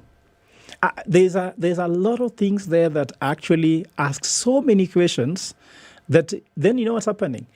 All the information we are getting about how the fund is working is coming from the president. How would an entity which is lending money be told by the politicians? For example, you see somebody coming with a testimony. I saw someone with a tie as expensive as mine, isn't it? Because my tie is at least 1,200, isn't it? Shillings or dollars? Shillings, Okay. 1,200. And they're saying they borrowed 900. I'm not even talking about his suit and shoes. They borrowed 900 to invest in chicken business. Do you believe those people? One chicken. If your suit is around, let's say around 120,000, how do you borrow 900 shillings to start a business of chicken? Are these things realistic? So I'm trying to say, because there's no secretariat, there's no governance mechanism, there's no accountability, anyone will say anything about it, because Farouk Kibet can tweet it, Itumbi can tweet it, Moses Kuria can say anything, the president can say anything. Who is speaking on behalf? Because there's no entity that is involved. Now look at the other thing. Which account is your money seated when you save money? Which bank account? You have no bank account, so you are saving where on air? Actually, the regulations. Which bank? What does the regulation say? The regulations state that the administrator of the fund shall be responsible in opening, for the purposes of opening a bank account. Okay. So there is no bank account that has been opened unless any of you have seen accounts that have been opened. Well, I don't know. I mean, I don't know the people who have opened bank accounts. But you're told the money has been saved. You've just said here they've been saved where? There is no bank account that has been opened. And again... Are you saying that money can only be saved in a bank account? No, but the regulation, Banking Act. But you see, the government acts as per the law. The government is different from me and you, who can save under the mattress. Because the government is holding your money. In trust. And before the government spends even a penny, there must be a system of accountability. Okay, so we did hear that looking at the fund yesterday, we did hear President Ruto say yesterday that 250 million shillings has been saved. Yes. Okay, where that is being saved, okay. It's in the cloud. Government cloud. No, but Ndu, okay, go on before I ask the question. Because where does the government save its money? Who holds the government's money? So the central bank. The central bank. Precisely. So it's possible that this 250 million that has been saved so far is sitting in the central bank? Who says it is not possible? It's okay. Well, it's also impossible. It's also impossible. It's also impossible. As we look at these details that are coming out, the question fundamentally here is the spirit of this fund. Is that what this particular case has an issue with? Or is it the many logistics around getting it running? The operational issues, the operational activities are what are coming together and making illegalities. Let me tell you what are we looking at as an issue first here? of all, an operational risk. Operational risk here could mean that you promise what you can deliver. For example, at SpiceFM, if you promise people news every 1 hour, isn't it? And you have no mechanism to deliver that news under 1 hour, there will be failure. And risk of the money which belongs to the people will be lost. Okay. Another reason here is governance risk. There is no governance in place and money is moving. So even if you want to set up a bank, do you know it's a requirement that you must have board of directors. If you set up a unit trust fund, there must be board of trustees. I own one. It's called Wanafunzi Unit Trust Fund. I have board members there. And before even I'm allowed, even for 1 shilling to move, I must disclose and CMA must ensure, even me, I go through fit and proper. That am I allowed as a governance expert to run that fund? Does my CV qualify me? Do the board members qualify? Does CMA have all the registration to clarify that they should be able to run a fund? Why is the government doing what they would not allow us to do? You as Ndu, can you now set up a fund and start people saving money? Even this fintech they are talking about, they are not even having what is called deposit-taking requirement. Even microfinances, you must be a deposit-taking microfinance to take deposit because savings cannot be saved if there's no deposit. So where are you depositing? Talk about the issue of central bank. Does central bank have individual accounts whereby Fred Ogola has an account with the central bank to deposit my money and save? No, the central bank is the country's, the government's bank. Yes, but not no, individual. But no, not individual. But I'd like that question to be answered, please. What is the issue? Is there a problem with the spirit of the fund, the idea, or are we looking at the operational logistics then that are forming illegalities? There is. Okay, if you look at the spirit of Chapter 12 of the Constitution on public finance, and anything to do with public money, whether it is being received or being spent, there is a laid down procedure for the same. Okay, the Hustler Fund in itself, as a populist idea, it is a good idea. But look at it even at the operational level or the aims that it aims to achieve. Give someone 500 shillings. Maybe it might make some rain somewhere. Yes. But again, after you've done the business and you've earned something, you still have to come pay the government some income. Yes. Which is in the form of tax. Part of whatever you're going to earn will be paid as tax. So now, if you consider, I am also a tax student with Kesra. Yeah. The issue of taxes. This is tax that you've given to the government to put for a particular use, guided by a budget. The government works in budgets. It does not engage itself in issues of, what do we call it, when you spend without having planned for that expenditure. It's called a Ponzi scheme. Pyramid schemes. Pyramid. No. But there is. It's just unplanned spending, right? An unplanned spending. But even the law provides for situations where you can make an unplanned spending with contingency fees. Okay. Contingency amounts that are set at 10 billion.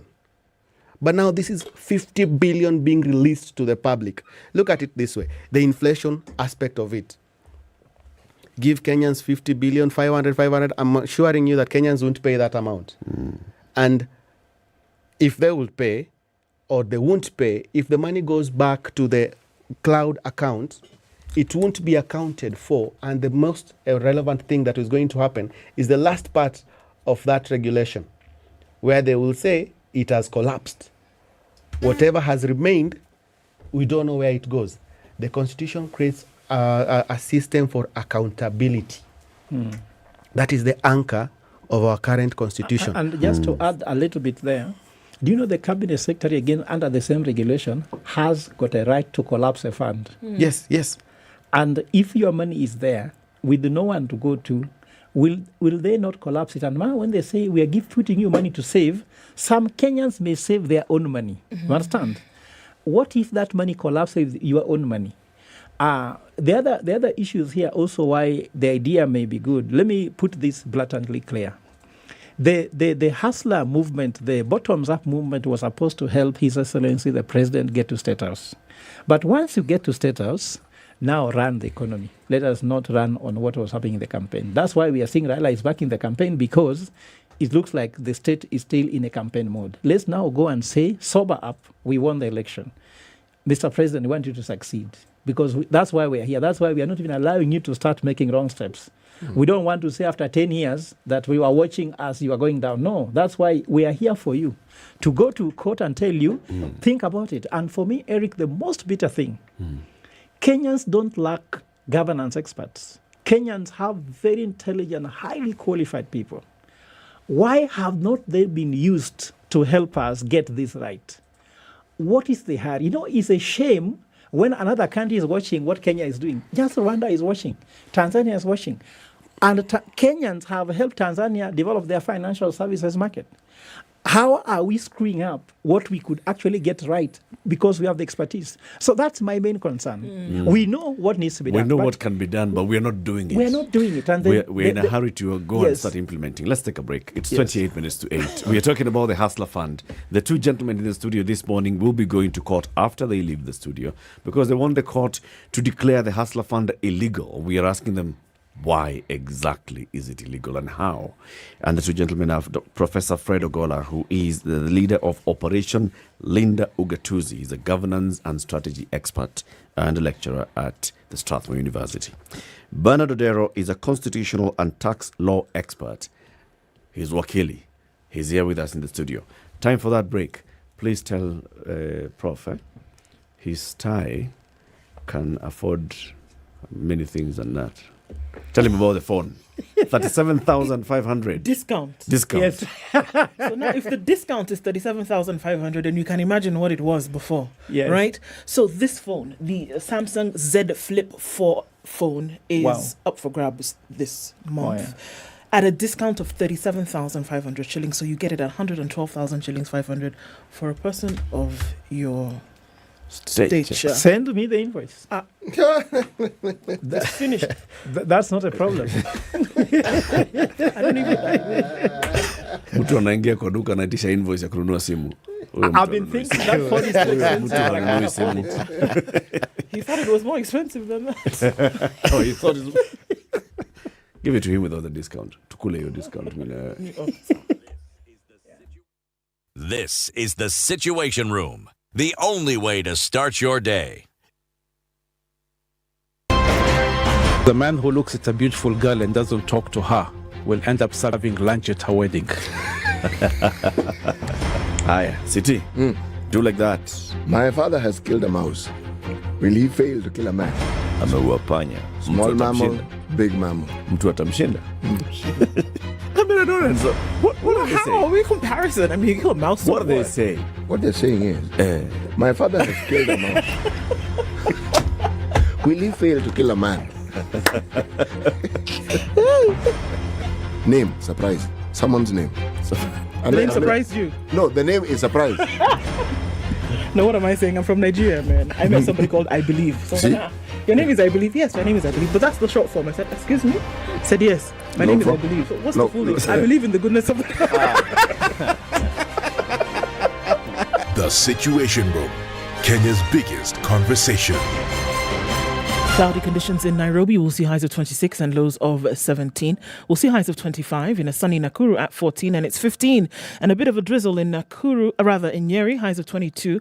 And it'll go to highs of 24 in a cloudy Eldoret at 14. It's partly sunny at 26 in Mombasa, highs of 32. And we'll see highs of 32 as well in Malindi. It's 21 and sunny in Kisumu, highs of 28 and highs of 28 as well in a sunny Kakamega at 21.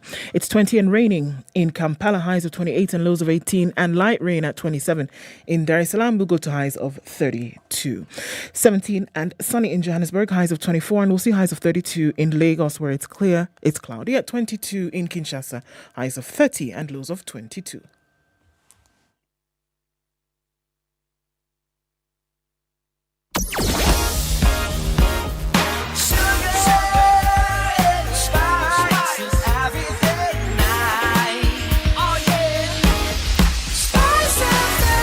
Spice up your life.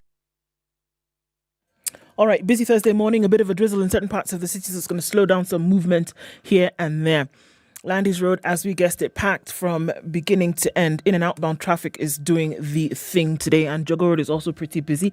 Lunga Lunga going out towards Likoni, also we'll see a bit of a hold up there, and the Thika Superhighway is packed up with traffic, as is likely to happen around this time. And we're seeing that inbound traffic continuing through the morning. All right, let's look at Limuru Road, well into Kitisuru this morning, jam-packed. Red Hill Link Road doesn't look too bad. There's your escape coming out of Westlands, specifically off of Wayaki Way. What's happening where you are? Are you stuck somewhere? Let us know. Talk to us on SpiceFM, KE on Twitter.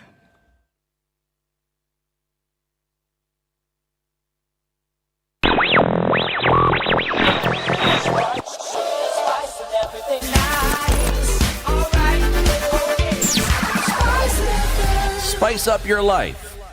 Mature, intelligent talk every morning. Spice up yourself.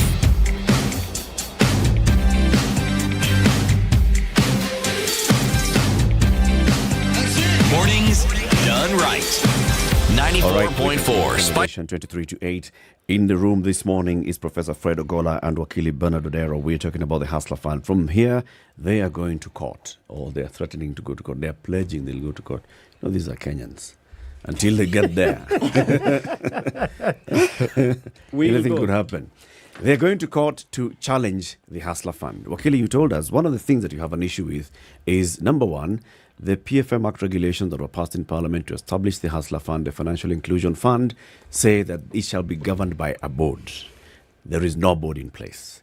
The board shall comprise a chairperson appointed by the President, the PS for the National Treasury, PS for MSMEs, PS for Trade, the Attorney General, 2 people appointed by the CS for MSMEs, and 1 CEO. The regulations also say out of these 8 members, quorum is a simple majority. If I look at the membership, they already have a simple majority. They have 3 PSs and the Attorney General. Someone could argue, well, it's there. Must it be gazetted? Yes. As a board? Yes. For it to be in office? Yes. The government communicates through gazette notices. The government does not communicate through a microphone. It must be gazetted. Any action of the government must be gazetted. And my view, if the Hustler Fund were to succeed as per the wishes of the President, it was mainly to expand the tax base of the people that were going to help bring more taxes, and that's why it's given to the people directly, per se. But look at it this way. Do the people that take the fund using their mobile phones get into the formal tax-paying system? Compare the Hustler Fund with the other funds that were given before or that have existed before. You needed to have something that is registered, that the government can actually track, that you took funds from us, you started a business, you've been paying the loan back, there must be something that you're making. Then, what is your tax declaration? That way, it would have succeeded. But now, who is there to ask you that question that you took money from us? There is no administrator. Okay. No board, no secretariat. Nobody is to ask you. And you can also not ask anyone about your money that you've saved. The thing that the Hustle Fund also tries to bring is the issue of the pension. It says part of the money that you've borrowed, 70% will go to pension. Yeah. The question then I'll ask you, if today you go to NSSF, the National Social Security Fund, and ask them whether your money is there, they won't tell you. Go to the Retirement Benefit Authority and ask them whether your money is there. You don't have any formal contract with them. Any saving institution that you can point out today and go and tell them, I saved my money with you, so I require the money back because now I need to use it. You understand? So there are certain particular things that could only be formulated if the board was there. And the regulations provide that the board will be selected through a publicly well-contested appointment. Okay. So now, you're saying there are already 3 simple majority. Who appointed? 4. Who appointed? The Attorney General and the 3 PSs. Who appointed? Is it by default? Because if you would say that, then... According to the law, it's by default. The person who's the PS for MSMEs, the person who's the PS for the National Treasury, the person who's the PS for Trade, and the person who's the Attorney General. But this regulation putting a process for appointment was not doing it in a limbo. It wasn't doing it just for the sake. It was for a specific thing. It was for a specific thing. It is a guidance to it. Yes. It tells you that these people might be there, but again, just use this procedure to put them in office. In office. So the office so that bearers... they will also take oath. You understand? So are you saying that the office bearers or the prerequisite ministries or the departments of state have not taken the oath that is required, meaning they haven't gone through the process that are required for them to be part of this process? Yes. And yes. if you are there is a process to one of the questions we're asking, can we even get minutes of even their first sitting or meeting? Does it exist? Why are the minutes important? Just to know their sat. Because these things are clear. What policies have they made? Let me just try to say here, Eric. The way the structure of the government works, as a governance expert, the president does what we call executive order. And that has been done to declare Hustler Fund, isn't it? Then there should be ministerial policy being done by the cabinet secretary, for example, for treasury, to come with a way on how to execute the executive order from the president. That has been done, isn't it? Then there's what we call departmental execution framework, which will be from the State Department. That's from the PS. I don't think I've seen any. Then from there we go to agency. Now there'll be an agency, because there's agency that work. If I give example outside this Hustler Fund because it's complicated, let's go to Miso Road. The president says we're going to construct 20,000 kilometers of tarmac road this year, executive order. Then Ministry of Transport will come with a policy on how it will be done, where it will be done, who will do it, all that. Then State Department of, for example, let's say roads, will now come out with a framework on how to do it. Then the agency can be Kenha, if it is, for example, highway. It could be Kera, it could be Kura. Do you see this same structure in Hustler Fund? It doesn't exist. So I'm saying it's against how the government works. The question is, His Excellency, the President, has been Deputy President for 10 years. Does he not know? He knows very well because he has a PhD. He's a well-educated guy. Can't we benefit from our first PhD president? Because we've never had a PhD president. If Raila was to be president, we could only be having someone at best undergraduate, isn't it? There'll be no master holder, no PhD holder. We have a PhD holder in office. And he's a brilliant man, active man, very energetic man. Less benefit from this moment. Yes. So I'm saying if that is lacking, go to another thing about data. Okay. You're being asked to give your PIN. Data policy is violated there. The fintech... How is it violated? You know, do they not have the authority to ask me for my PIN? No. No, I mean, there must be a way on which you should give it. You know, the way if you give... There must be a framework within There must be a framework within which you give. The way they are doing it is not the right one, because this one can be used to defraud you of other sources of funds. You know, people are only looking at the hustler fund. What if I send to my son 20,000 shillings in his M-Pesa and somebody has access to the PIN?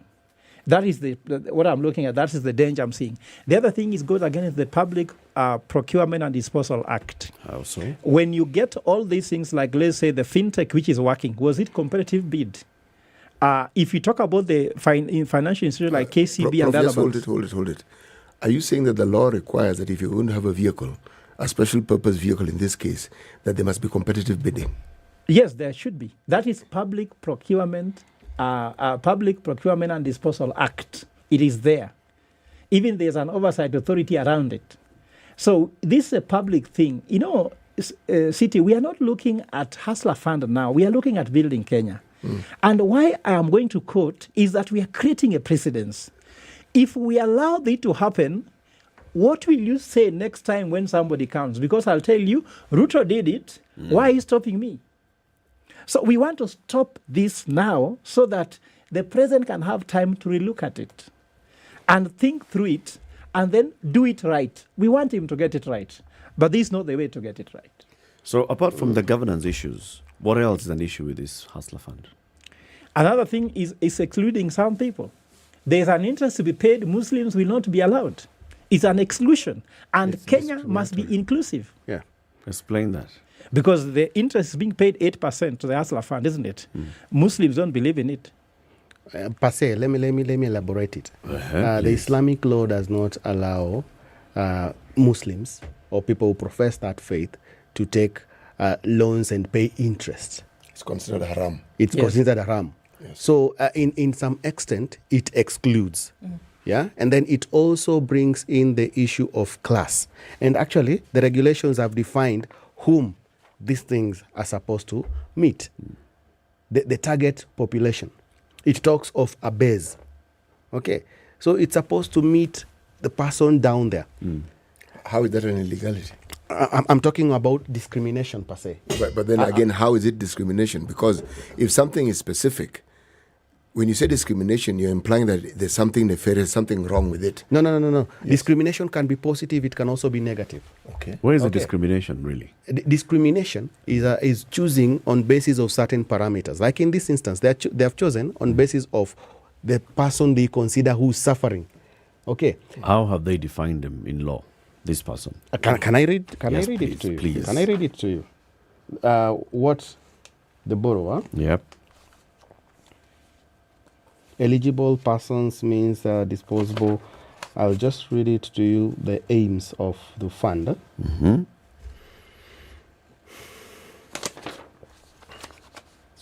Person it aims to. Eligibility? No, eligibility is on the qualification. Okay. Yeah, there is the purpose of the target. The target person. Okay. Yeah. Actually, it's on the definition of the persons. Object and purpose of the fund from clause 7. Gotten it? Yeah. The object and purpose of the fund is to innovate, develop, and deploy bottom of the pyramid financial services and products that are affordable, accessible, and appropriate for the unserved and underserved persons, including credit, savings, insurance, or investment products, without prejudice to the generality of what we've just read there, paragraph 1. The objects of the fund shall be to promote financial inclusion through expanding access to credit by persons, proprietors, micro, small, and medium enterprises, chamas, table banking groups, SACCO societies, association, startups for economic growth and job creation. Let me take you directly on the definition of the bottom of the pyramid. Yeah. Okay. It talks of the person who's there at the bottom of the pyramid, and that person is considered the person who's not able to access funds down there to the level of 500 plus. But I want to ask you today, if you were to start a business using 500 shillings and if you were to start a business using 5 million shillings, which was what the other funds basically aimed at achieving, which one is going to be more helpful to the society?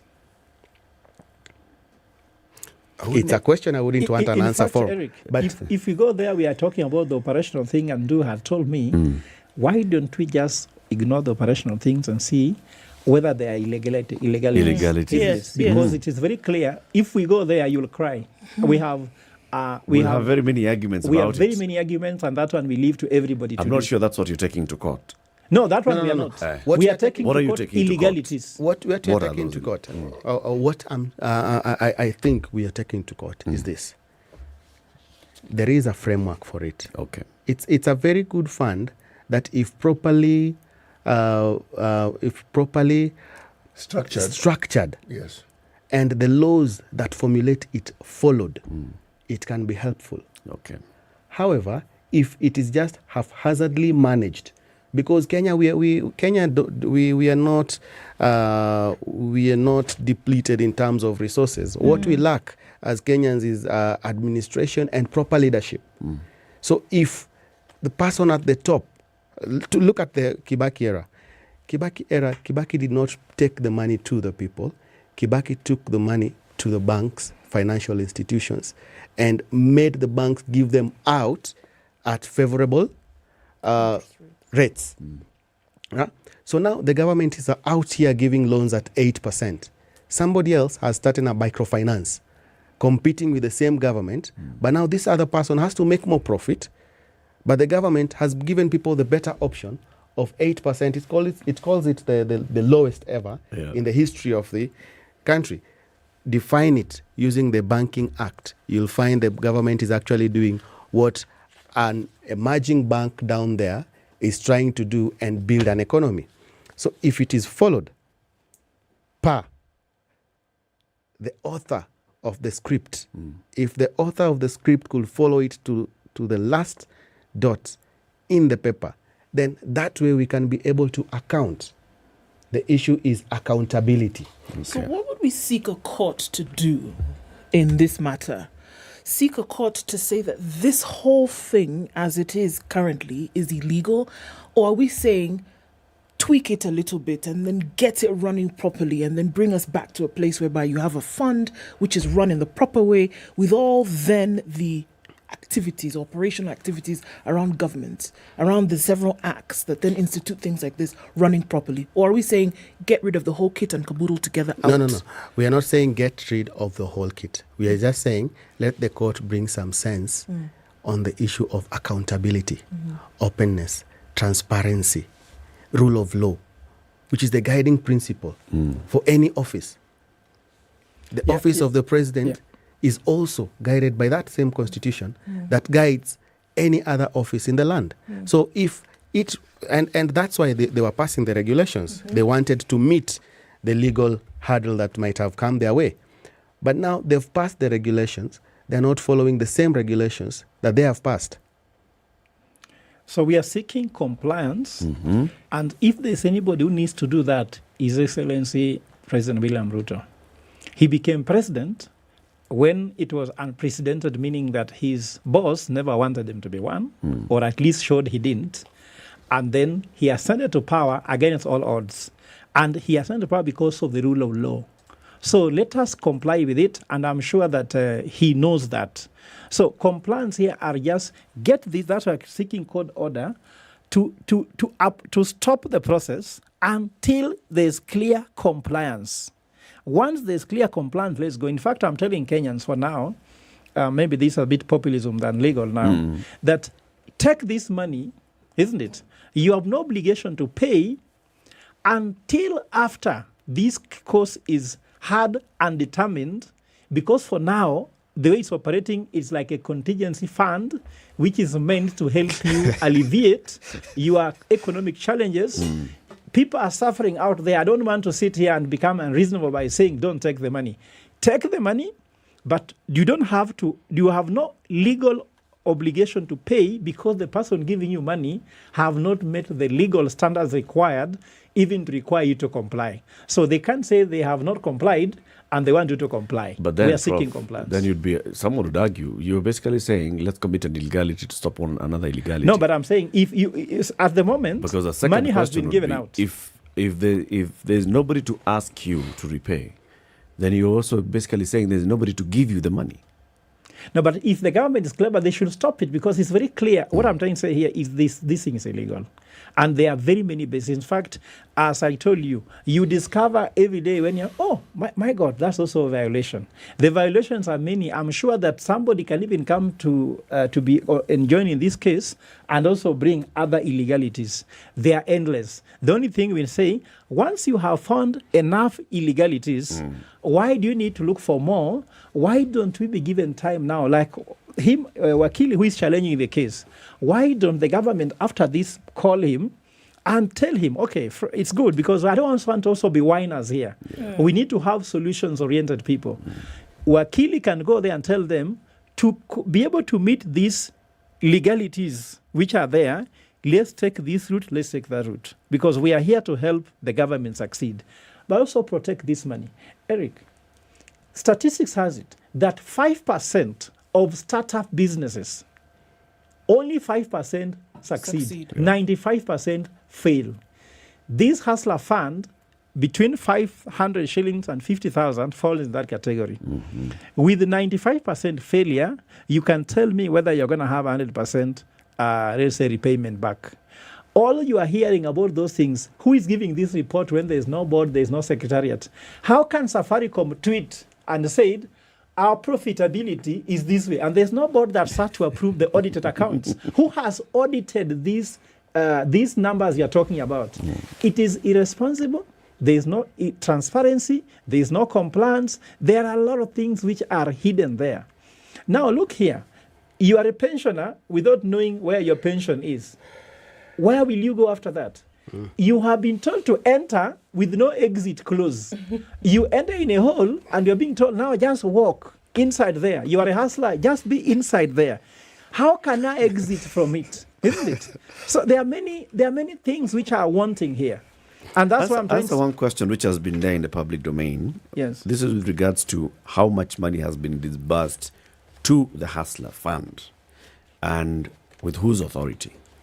That's the same question that we are asking the court. Okay. And we are telling the court to now actually tell the control of budget to tell us how much was budgeted for this particular fund and how was it removed, because Parliament has not sat down to allocate a particular amount of money to the fund. Again, if Parliament has not sat down, then what is the source of the money? Understand? What is the source of the money? I believe the president wants the country to succeed. I believe the reason why this money was being disbursed directly to the citizen was to increase or broaden the tax base. It can only be done so if things are formalized.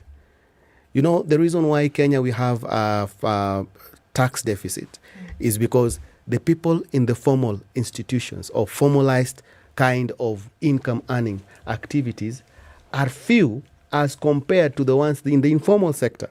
And I think the Hustler Fund was meant to correct that aspect so that we have so many people paying taxes. It will reduce the burden for the few who've been paying all over the time. So, and if you listen to one of the interviews, the question was, how come we have 15 million Kenyans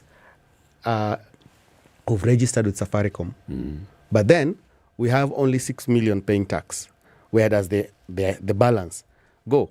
And now that's why they have introduced the taking of the loan using your phones. But look at Safaricom. If anyone that wants to compete with Safaricom or Equity must put their structures right. Safaricom, M-Pesa, Fuliza Fund is structured. You can actually say Safaricom has my money, though it's not Safaricom that puts the money with it. There must be a face. Yeah. Yes, there must be a face. The Hustler Fund only has faces that are familiar to the political realm. It's the president himself. Yes. Let's go to the news. In the next hour, we want to open the phone lines so we can hear people. People will tell us. There are people who will tell us, yes, they've accessed the money. They have no issues with all these things. There are others who will ask the questions that you're asking. There are others who may have answers to the questions that you're asking before you go to court. It will be good to sit around for a while and hear what Kenyans think, so that you know whether you have the people behind you or whether you'll walk out of that court and people will tell you, you're busybodies. Yeah. Wakili Bernard Odero is a constitutional and tax law expert, and Professor Fred Ogola is the leader of Operation Linda Ugatuzi.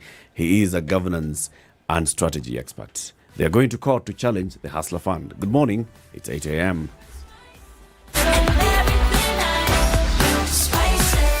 Spice up your life.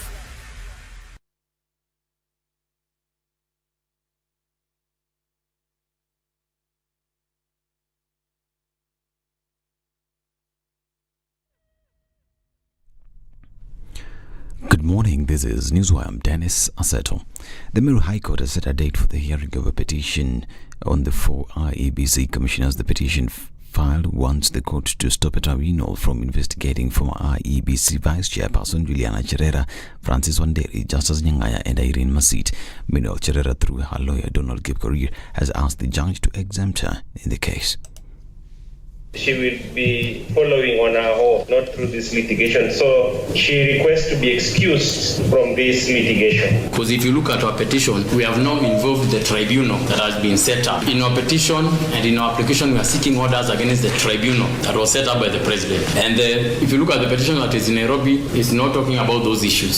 So, my lord, we feel that this is a matter that should proceed here as filed, because, my lord, the 3 petitioners are citizens and they have come through this court in defense of the Constitution. Even under Article 3.1 of the Constitution.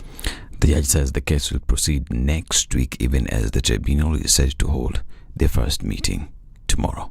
Around 5 p.m. we received. He apologized for that now.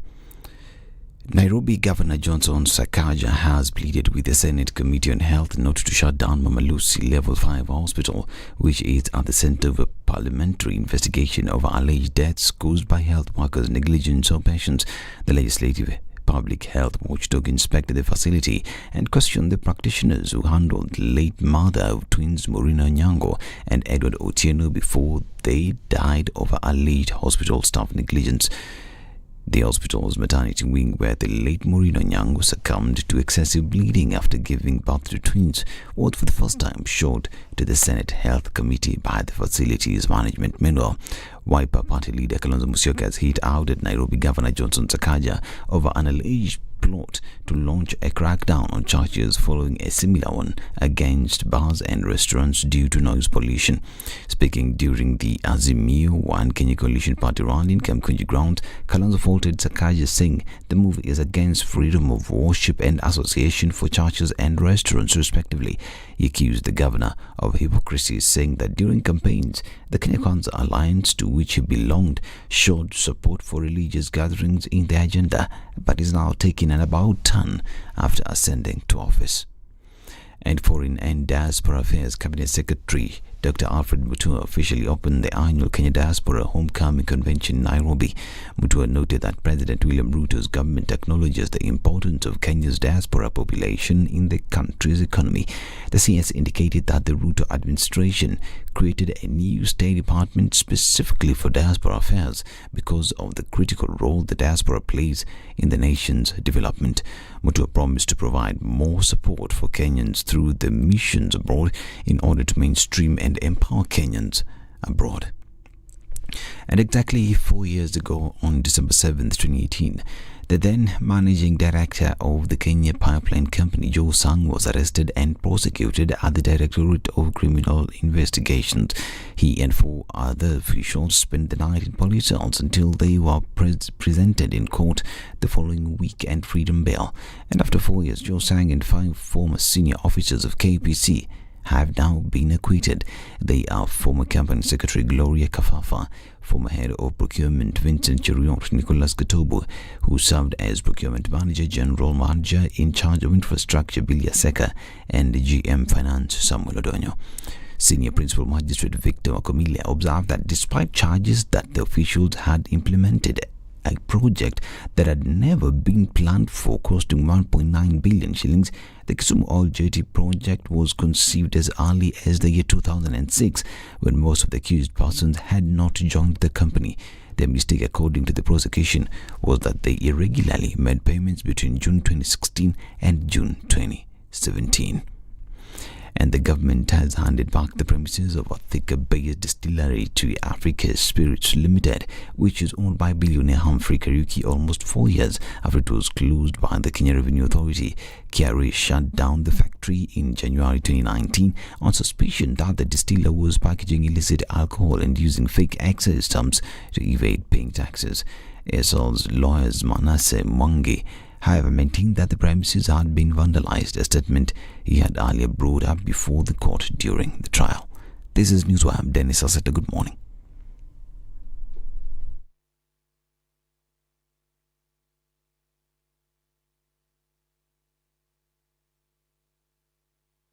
Today's Newswire is powered by Samsung Galaxy Buds 2 Pro. Listen to crisp and clear sounds while on the go.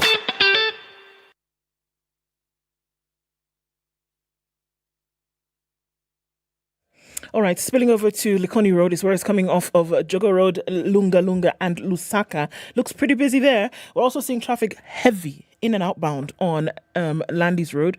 It goes into Kamkunji, out into the city. It's building up on Raila Odinga Way and then getting out towards Ngong Road. We're also seeing some traffic that's coming in from the Thika Superhighway, and Juja Road in and outbound is crazy this morning. We're also seeing that madness spilling over to Kiambu Road as well as Limuru Road. Ring Road Westlands, James Gishuru out towards Wayaki Way. Busy traffic hour, and that has started in full force. What's going on where you are this morning? Let us know in an attempt to keep things moving. SpiceFM KE on Twitter.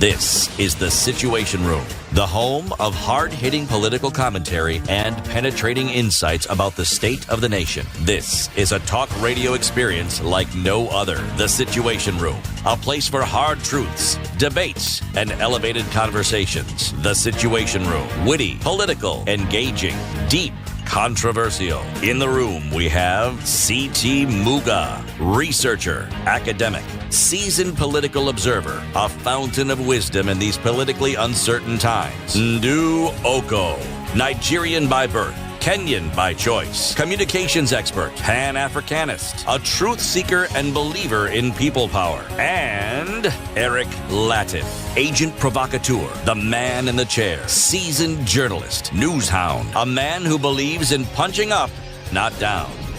This is The Situation Room, the only way to start your day. All right, 8 is 7 minutes after 8. Good morning.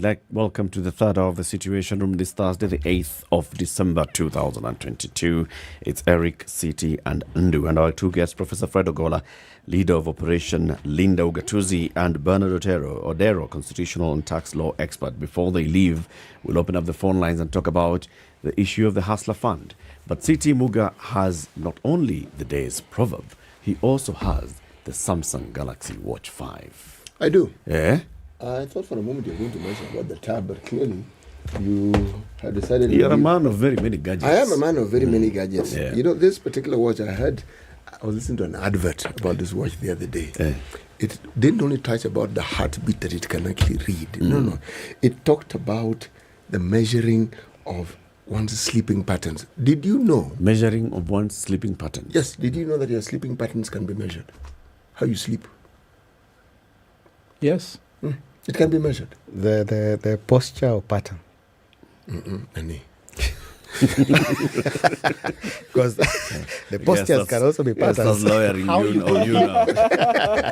You're dealing with a lawyer. So choose your words carefully. No, sleeping patterns as in unalala namna gani, not sleeping posture. Yeah. Patterns as in how long you're sleeping. How long is your sleep disturbed? Was it deep sleep? Peaceful sleep? Are you in RAM? Are you these fellows who have to be woken up? You can never wake up on your own. That one. Do you want to know?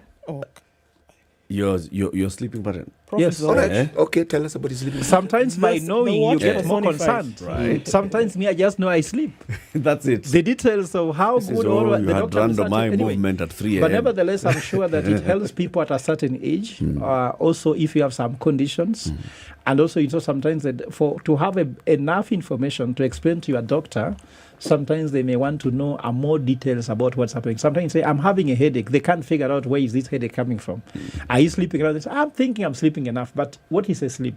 Does it mean being in bed? And I'm sure that helps. You're right. In fact, this Watch 5 Pro also measures stress levels. Stress. Like ours, you have to know. We didn't sleep the whole night. We were preparing the petition. We were dressed the same way last evening. So it means your stress levels must be a notch higher. This is what we'll be able to tell you, Baba. On a scale of 1 to 10. Stress level yako. Everywhere you watch for the next 20 minutes. We'll be able to tell you your stress level. No. If the thing just goes bing, bing, bing, bing, we call an ambulance. Don't take this man to court. Tell us the proverb, Siti. The proverb is from the country of Sierra Leone. A fish has nothing to do with the raincoat. That's what it says in the English language. Okay. Now, in Creole, fish no get nothing for do with raincoat. Do? Yes. Bring ugali. Sisi's about to start dancing raga. For me, when the fish start disturbing us with so many patterns, we just eat it. Then we forget about it. That's it.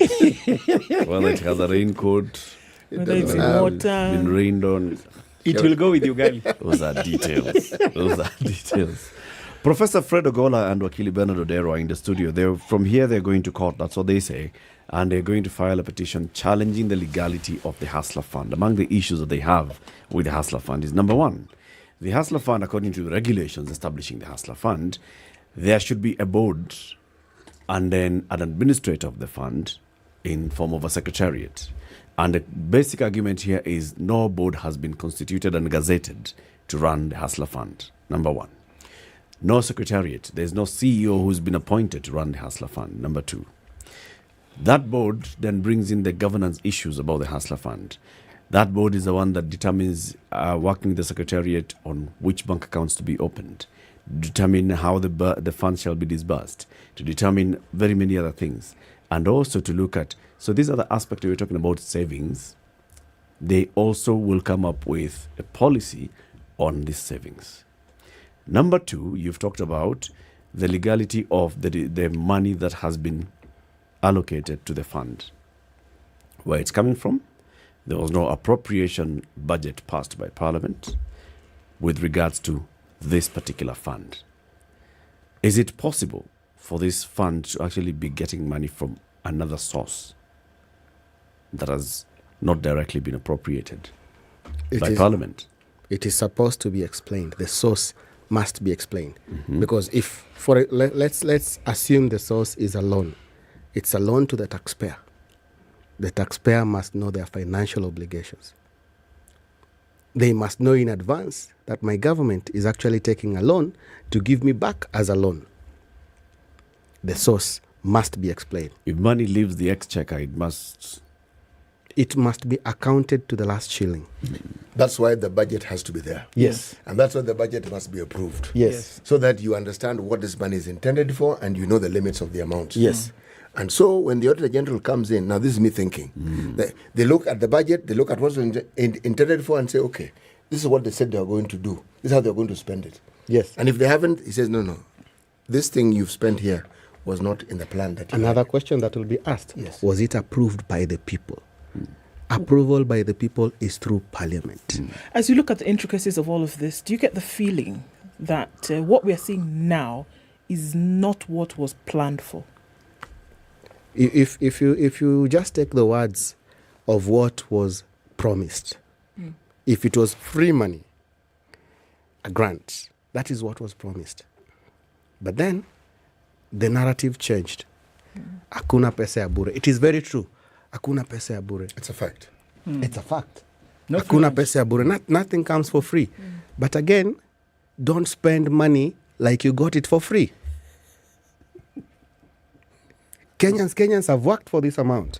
I wish one day you walk to town in the evening and you see how the Kanjos harass the hustlers there to get the coin to the exchequer. Okay, you know that conversation requires its own, because the so-called security and administrative enforcement officers that we refer to as Kanjo are some of the most oppressive group of people you can actually ever come across. There is no individual who works within the city who does not complain about how they go about their business. Yes. Yeah. None whatsoever. Yes. And if we don't watch out on this, because there is the enforcement issue on the persons that don't pay. If you look at the amount that you're given and the fine that you're possibly going to face in terms of if you don't pay the amounts, it's not zero. You're told it's not zero. You're told it will be paid from the funds that you've saved somewhere. And what? Once the fund gets bigger to $1 billion, somebody will just press the button and close the fund. So those are our concerns, and they are very legitimate concerns. It is where there is no entity. Who is the entity? Even in public finance, there is something called entity concept. Yes. Who is lending you? Who is saving your money? Who is holding your money in pension? Who is holding this money in trust? Because you can't say, I will go to the government. No, the government it's a big thing. That's why there are agencies, there are state departments, there are ministries, and you can't go to the cabinet secretary. Do you know that even sending a letter to be accepted by a CS, a letter, I try, it's hard. What's the procedure? Even there's a time I want to send a letter to a cabinet secretary. I even gave G4S. Later they called me and told me, Fred, come back for your letter because we are unable to deliver it through a channel. So how will you reach these people? And those are some of the things. That's why even in law they'll tell you, where is your physical address? That physical address requires, where will we find you if we are looking for you? So we agree that the fund has got what is called a good intention. In fact, the thinking behind it could have been noble, but just like all noble initiatives, they must work. So there's an operational risk. Forget about it. Also, there's a governance risk, compliance risk. Eric, don't you want a fund that after His Excellency the President leaves office after 5 years, after 10 years, or whatever years he will get, isn't it? Someone will come in and don't have to shut it down.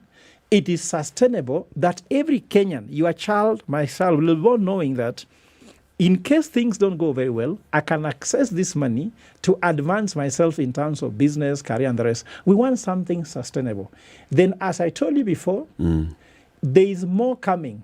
The MSC, the microfinance, the micro medium enterprises are coming.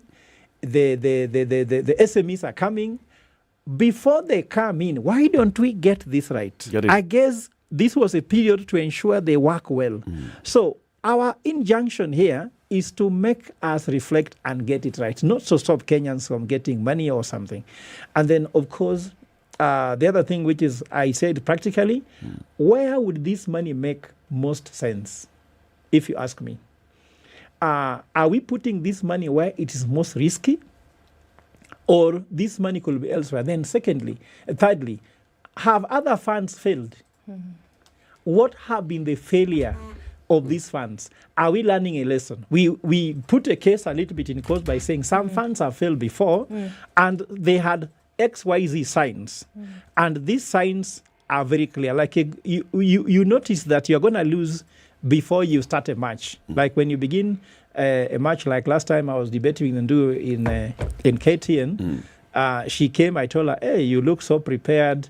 And I didn't win the debate because I could see somehow in the beginning that I was debating with the KTN Standard Media, and I was alone from Strathmore. So I said, this is a battle of loss before it begins. And in strategy, we believe that a war is won before the war begins. And Hustler Fund has sunk before it begins. But we have a chance to rectify it. Don't worry about the money which has been disbursed already. Don't worry about what has happened. We can correct it. The only thing is that knowing that it's wrong and continues wrong. Let me tell you, Eric, changing in your mind does not mean you have a bad judgment. Changing your mind about few issues means you learn, meaning you can be able to listen. And if we don't change our mind now, it will be too late. But isn't this all coming from the fact that just what, Wakili is saying, that the promise of what was supposed to be, it has now morphed into something totally different. How do you retract on something that is today what was not originally intentioned for it to be? How do you even start to say, okay, well, let's go to court and fix it? And that was not my intention from the beginning at all. How do I fix something that I didn't intend for it to be what it is today? When we go to court, the court has two options. One, stop everything now and let the parties concerned correct what needs to be corrected. Like the BBI, the court did not say it was a bad thing. The court said it did not follow the correct procedure. So the parties were sent back to go and rectify that which they had fallen short of.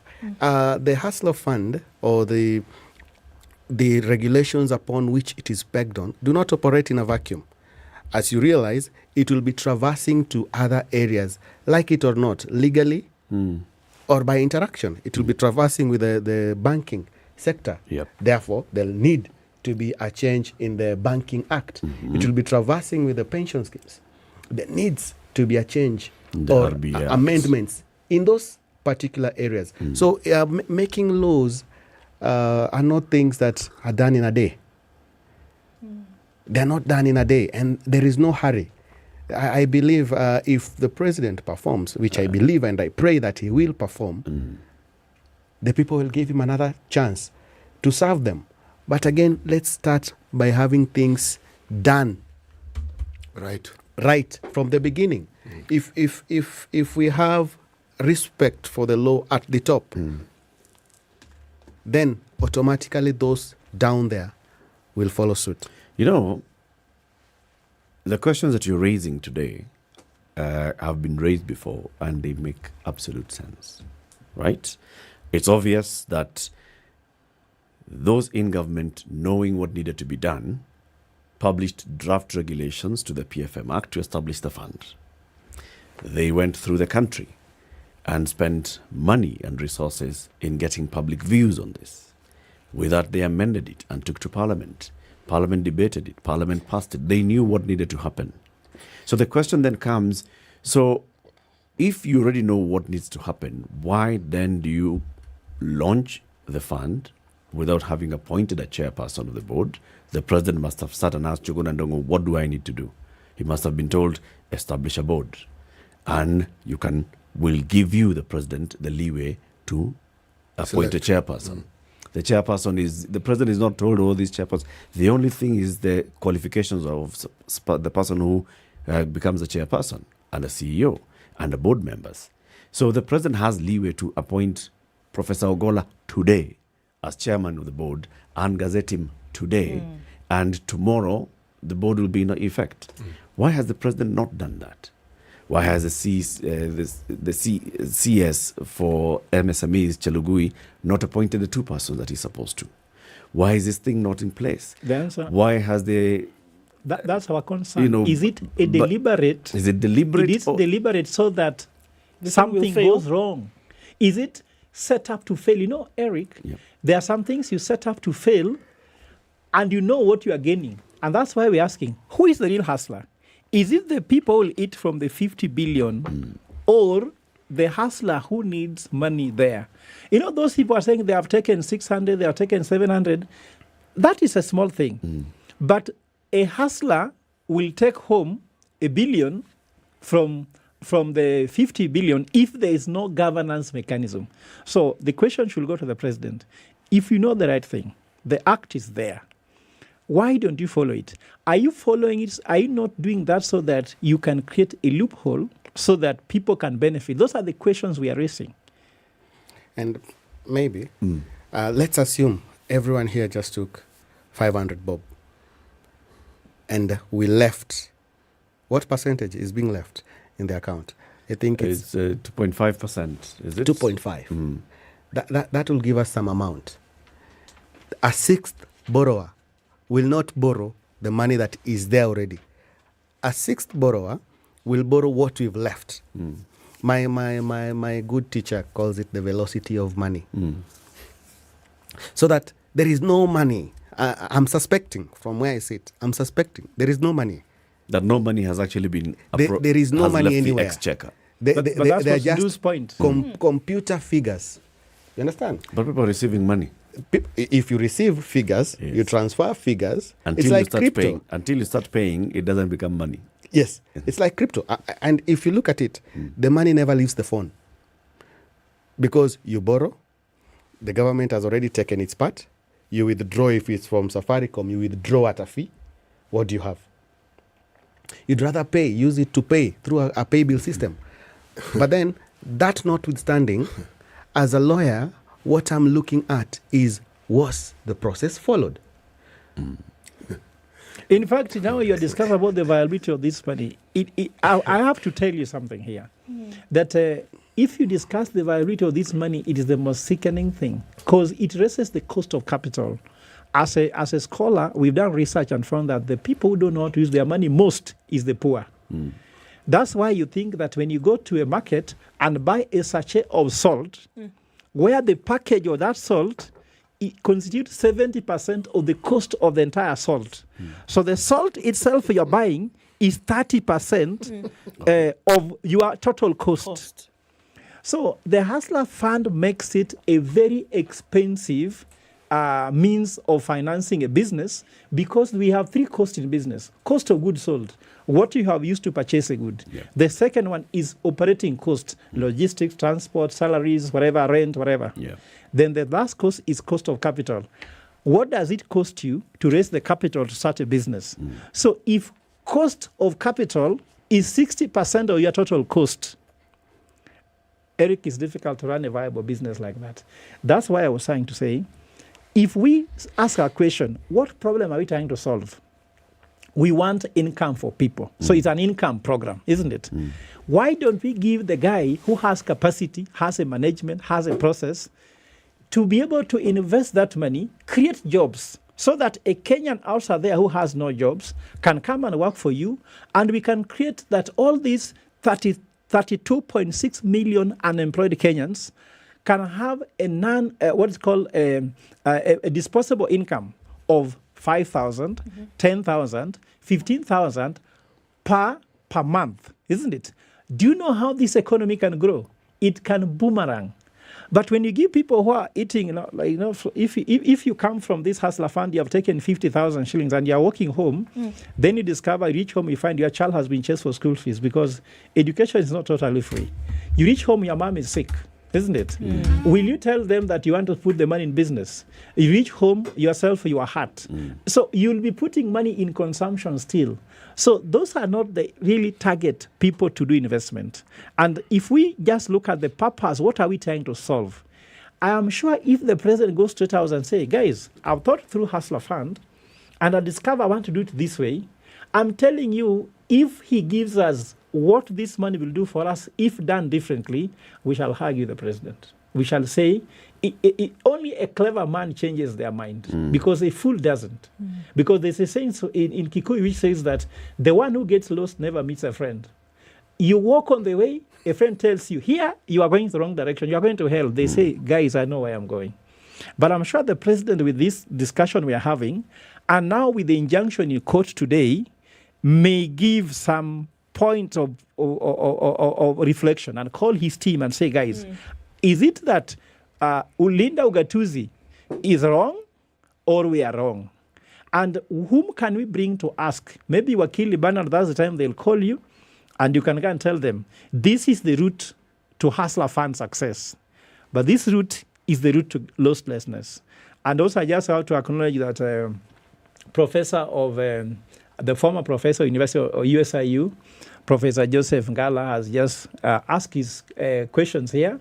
And his question is that why are we not deploying the best and brightest in thinking through how we execute national policies? I'm sure that's not me to answer. Because he can see wisdom in the room and is wondering why maybe Wakili Bernard, who is a legal expert, a governance expert, why are we not deploying our best and brightest to achieve the best?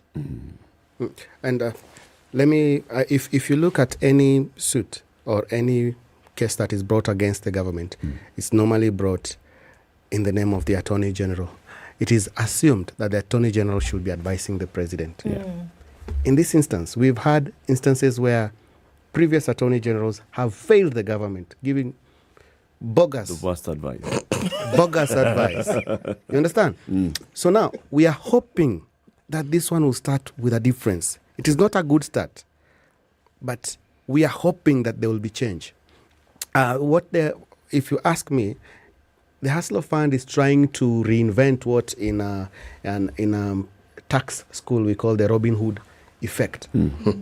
Where you use the Robin Hood effect, how basically, if you look at the history of tax and why you are taxed today, it's stealing from the rich, giving to the poor, what we call redistribution of wealth. But now, in this instance, we are stealing from the poor, giving to the rich. You understand? Pause. How are we stealing from the poor and giving to the rich? Creating a system where everyone is dependent on loan is creating slavery. That's why African nations can never succeed. And whoever feeds you decides what you do. You understand? If that is the case, then we would argue that the richest countries on this planet are slavery institutions, slavery countries, because many of these countries have, the citizens of this country live on debt. City, the richest country by PPP figures is China. Yes. Followed by the US. Yes. US is a credit economy. Yes, it is. China is a very savings economy. Yes. Yes, as is Japan. Yes, as Japan. Are the Asian countries. Yeah, actually the top four, Europe is out because Europe went the route of credit. There is no single country in top four in terms of PPP numbers globally. We don't want to walk a route we have seen because a good student in strategy must be good in history. History has told us that's not the route to walk. America was a superpower. They are now losing it because they went credit. China has taken another route. That's why they are now marking up. Japan is moving also in that direction. Singapore, though a small country, is also moving in that direction. So we cannot walk a direction we have seen. And Eric, if you, City, if you borrow money, include Ndu also. Ndu, if you borrow money, this is Kenyans. Let me tell you the truth. If you borrow money from the bank, you stop working for yourself. You start working for the bank. What wakes you up in the morning is the bank. So I can tell you, Kenyans who are borrowing money, you are not employees of the companies where you work. You are employees of the bank because you work every day to repay. So if you borrow money from Hustler Fund to start a business, for a long time you'll work in Hustler Fund. But what I'm trying to say in short, credit is not the way to go. We need to build savings, which is the idea here. The only problem again, which is in terms of viability, if you borrow money to save, while the interest rate you're paying to the Hustler Fund is higher than the interest you're being paid on your savings, what are you doing? But does then not whatever it is that you have saved, instead of increasing in value, lose its value? So then one has to ask, of what use is this saving in these financial institutions when its value is constantly being lost? Yeah, pension bwana. It's 27 minutes to 9. This is Kenya's biggest conversation. Let's take a break. Yes. And after the break, we ask the people. So you've heard from Wakili and from Professor. Do you agree with them? Are they making sense? They say there are very many illegalities in this Hustlers Fund. They will be going to court today seeking an injunction to, first of all, declare it illegal. The first thing that you want is to stop it first. Yes. Pending determination of this case. Stop it first, and maybe so that because Kenyans are reactive. Yes. We are telling the court also, for those who've taken the funds, nothing should happen to them. They should just consume the funds. So to awaiting. And no one should jail them until this court. Yes, so that you're not forced to pay. Everything should stop. Charles Daniel says, you're holding the gentleman for long. Let them go to court, buana. 2747 0719 012 600. After the break, we want to hear from you. Do you agree with the two gentlemen? Is this there are questions to be asked of this Hustler Fund? Reminding you about Centum Real Estate and the Vipingo development. And this is in Vipingo. Have you heard of the Palm Ridge Apartments? Have you, Wakili and Prof? Yes. 1255 Palm Ridge Apartments in Vipingo, a development by Centum Real Estate. They are putting up very, very good apartments. The first 500 apartments plus villas have already been handed over to their buyers. They're rolling out phase 2 now. For as low as 2.45 million shillings, you can get yourself an apartment in Vipingo, Kilifi. Unbelievable, 2.45 million shillings. And then you can also go for villas, and the villas are either a studio, 1 bedroom, 2 bedroom, or 3 bedroom apartments as well. And the villas are 3 bedroom apartments with DSQ. All you need is a deposit of 245,000 shillings, and then you begin your journey to home ownership. To get more details on this, SMS the word Vipingo to 22365. 22365. They are living homes. Are they holiday homes? Whatever you want to do with your home. You decide what you want to do. What do you want? You take a home. Let me tell you, you can live there. Okay? There are flights that leave at Vipingo Airstrip, which is just adjacent to these developments. Every day there are daily flights. There's a dual carriageway being constructed between Malindi and Mombasa. So it's easy for you to get to Mombasa and take a flight. Or Malindi. Or to Malindi, take a flight.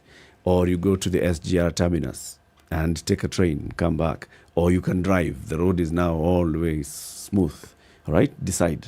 If you decide that you'd like to make it as an investment, there are actually very many people who are living around there. Remember, nearby there is the newly constructed Utalii University. Okay. It's not far. It's just across the road. As well, Kilifi is not far from here. Mombasa is not far from here. It's adjacent to the Vipingo Ridge development itself. World-acclaimed PGA golf course. When they host that annual ladies golf tournament, Vipingo is busy. Ladies, eh? Yes. People go there to watch. This entire conversation, you and Umeshika. It's over. See, I tell you, I come from the next city, you just pick keywords. You pick the keywords. This is the Situation Room, the only way to start your day. Yolanda Mulu, DJ Absolute. When the gang is together. Got the sugar, got the spice. Yorada. Yes. I have missed you like hot hamburgers. Yeah? Like hot hamburgers. You know, bad boys give more money than you can count. Hey, bad boys give more money than you can count. If it's fun, it's funky, it's fresh, you're definitely going to catch it here. I don't know what you do every day from 11 a.m. to 3 o'clock, but if I were you, I'd tune in to Sugar and Spice only on 94.4 Spice FM, Nairobi. So if you say it's on, then it's on. Yeah. It's 18 degrees and cloudy in Nairobi. Highs of 25 and lows of 17. It's sunny at 16 in Nakuru. We'll see highs of 25 and 22 will be the high in a rainy Nyeri. Partly sunny conditions at 18 in Eldoret, highs of 24, and we'll see highs of 32 in a rainy Mombasa at 28. It's 30 and raining in Malindi, highs of 32, and 21 and sunny in Kisumu with highs of 28 will come down to lows of 19. At 24, it's sunny in Kakamega, highs of 28, and we'll see highs of 28 as well in a rainy Kampala currently at 21. Raining in Dar es Salaam at 28, highs of 32 and lows of 26, and it's 18 and sunny in Johannesburg, highs of 24 and lows of 14. Mostly clear in Lagos this morning at 25, and it's sunny at 23 in Kinshasa.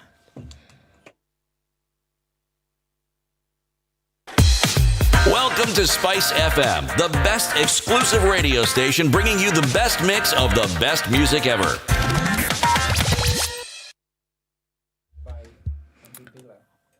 All right, so traffic continues on Lunga Lunga in that whole eastern part. Jogo Road going out towards Likoni and also connecting with Lunga Lunga. It's still spilling over towards the Likoni interchange on Mombasa Road. Traffic is actually not looking too bad this morning. Well done, folks. Around Survey, just past that Utalii Drift is where we'll see traffic then coming into the city on the Thika Superhighway. But it's not too bad on Kiambu Road. And Limuru Road traffic is dwindling. So, yeah, okay, I guess Nairobi is shutting down. Is it Christmas already? Mm-hmm. Would appear so. Okay, just in case anything does go out of whack, let us know. SpiceFM KE. Sugar and spice and everything nice. Spice FM. Spice up your life. Mature, intelligent talk every morning. Spice up yourself.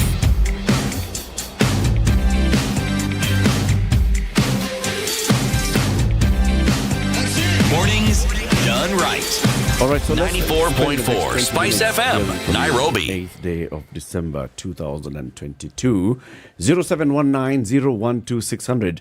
So, do you hear the two gentlemen? Are they making sense? Do you have questions to ask with regards to the Hustler Fund? Would you like to add one of the questions or to tell them remove that question? I have the answer. I can actually tell you. This one at Ukienda Kotini, you'll get an answer from the judge. Let's hear from the people. Amani in Nairobi, good morning. Good morning, Eric. Good morning, Ndu. Good morning, CT. Good morning, Amani. Apologies to Ndu and CT because last time I called, I wasn't able to say good morning to you because I was almost time barred. You did so like no that. disrespect meant. Yes, I did, imagine. Pauline, it's all right. thank you so much. Thank you. All right, about the fund, for one, I think it's a brilliant idea. It goes out of the normal box of the way of thinking about finance and how to finance people, especially at the lower level.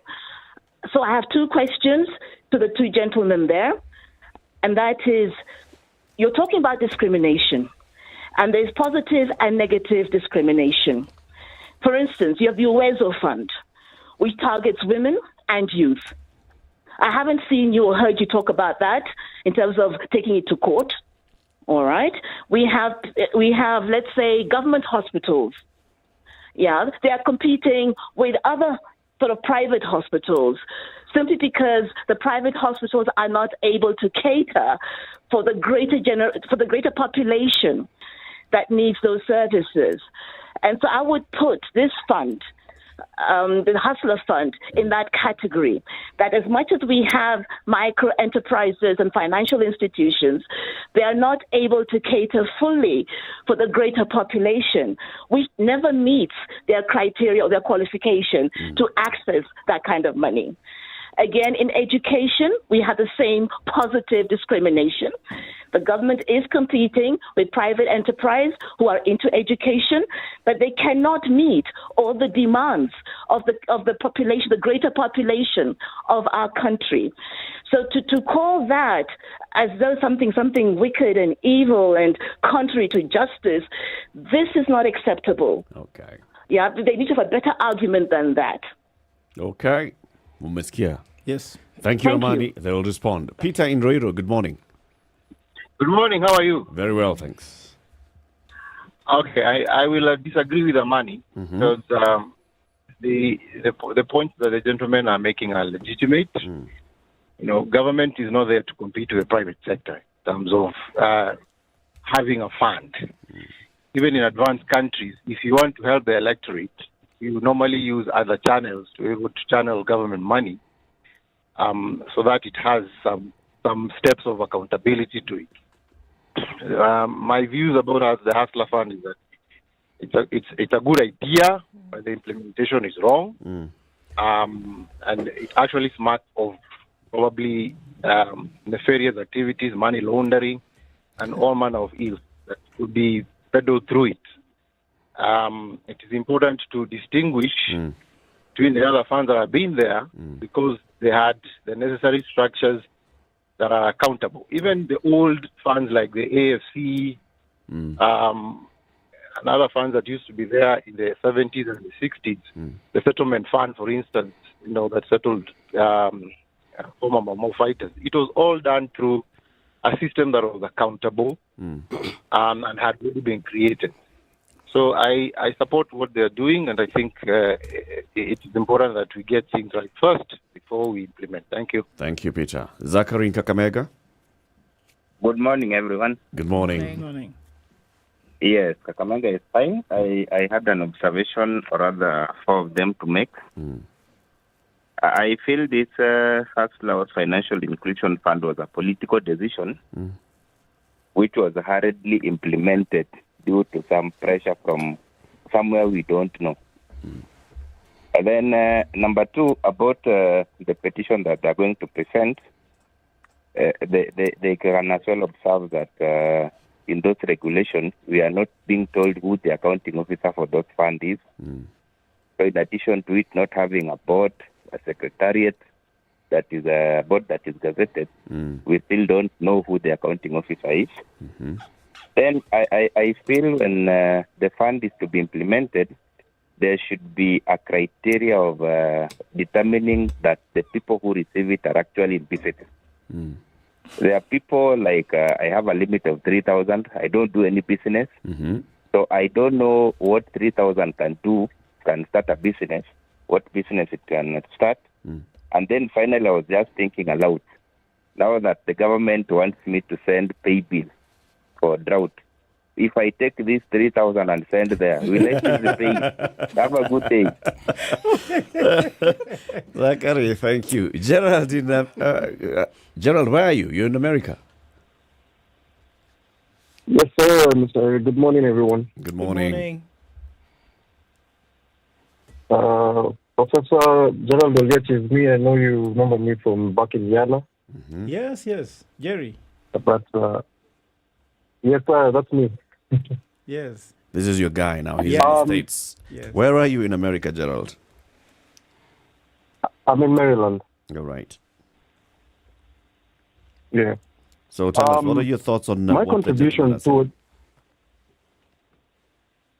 My thoughts are, I mean, if I could send an escort to drag them to the court immediately, I would, because honestly, the Hustler Fund is something that looks good from far, but is far from good, because in my opinion, when you look at the source of the funds, how they're coming, how they're being distributed, and one thing that I'm not sure I had if the lawyer mentioned or professor mentioned about the tax that's involved with this, if there is any, because for me as a businessman, I don't see how money would come out for free, especially from the government, who is most income generation comes from tax, to give out money of whatever amount for whatever specific period, for whatever specific business they're going to do, it coming back obviously without enough interest for it to regain back. And if, just like has been said, I mean, if you're going to give me a limit of 3,000,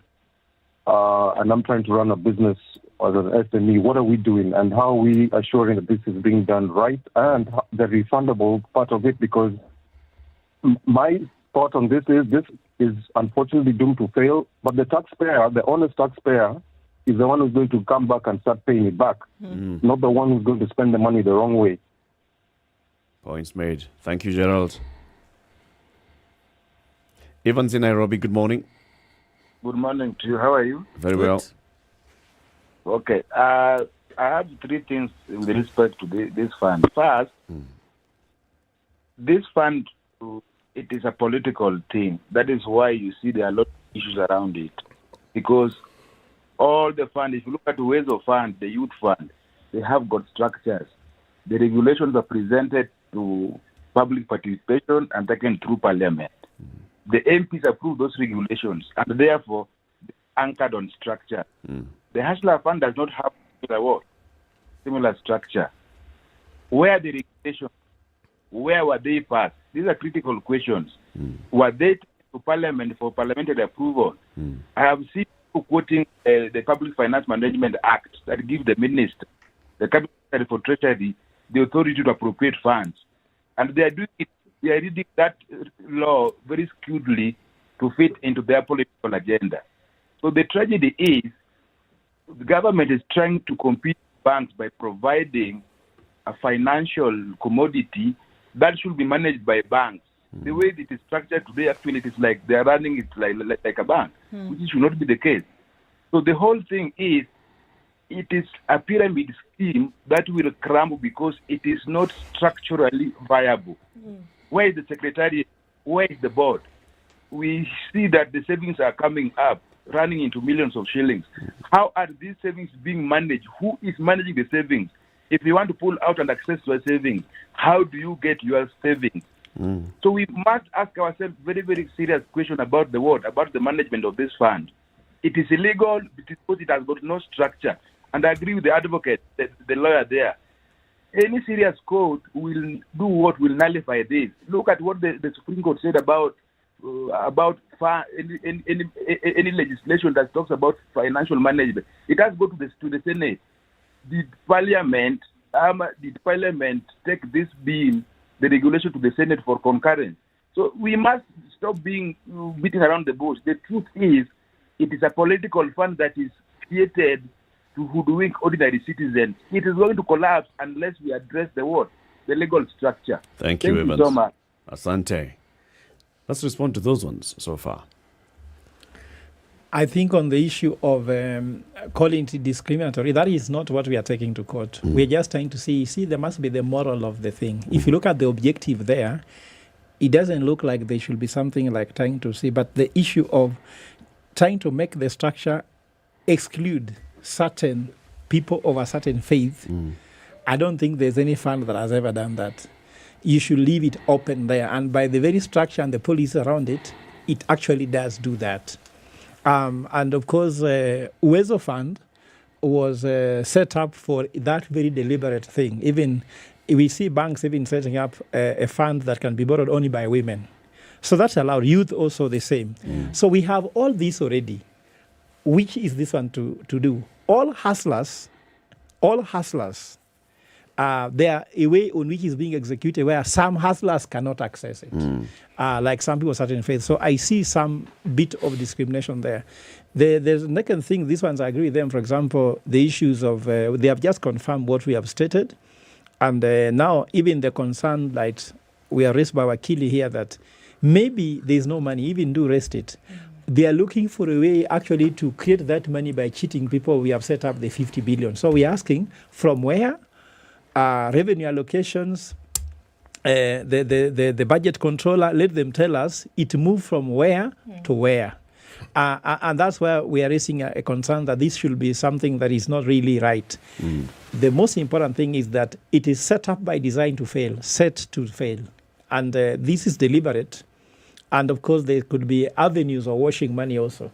Because if we don't know where this money is coming from, some dirty money can come through that fund and then being lent out to Kenya, and somebody can clean their money. So we are seeing avenues on which anything can go wrong. Anything can happen. And if you go to Murphy's Law, if anything can happen, it will.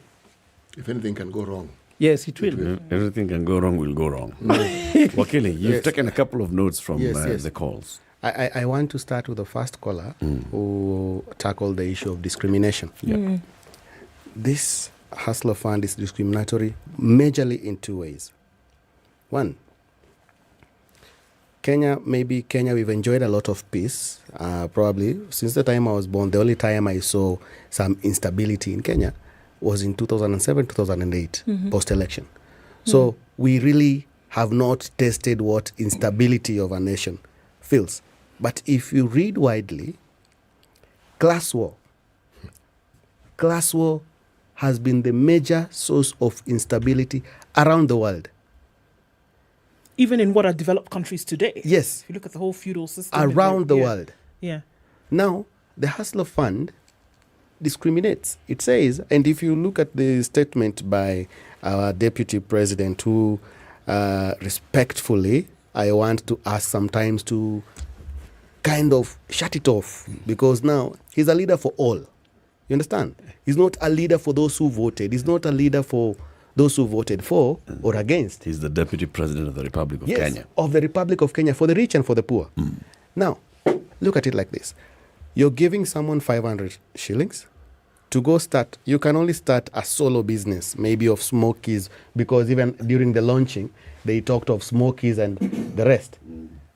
What is the aim? The aim is to give people loans and have them pay. If someone can take $1 million, let them take $1 million and pay it back.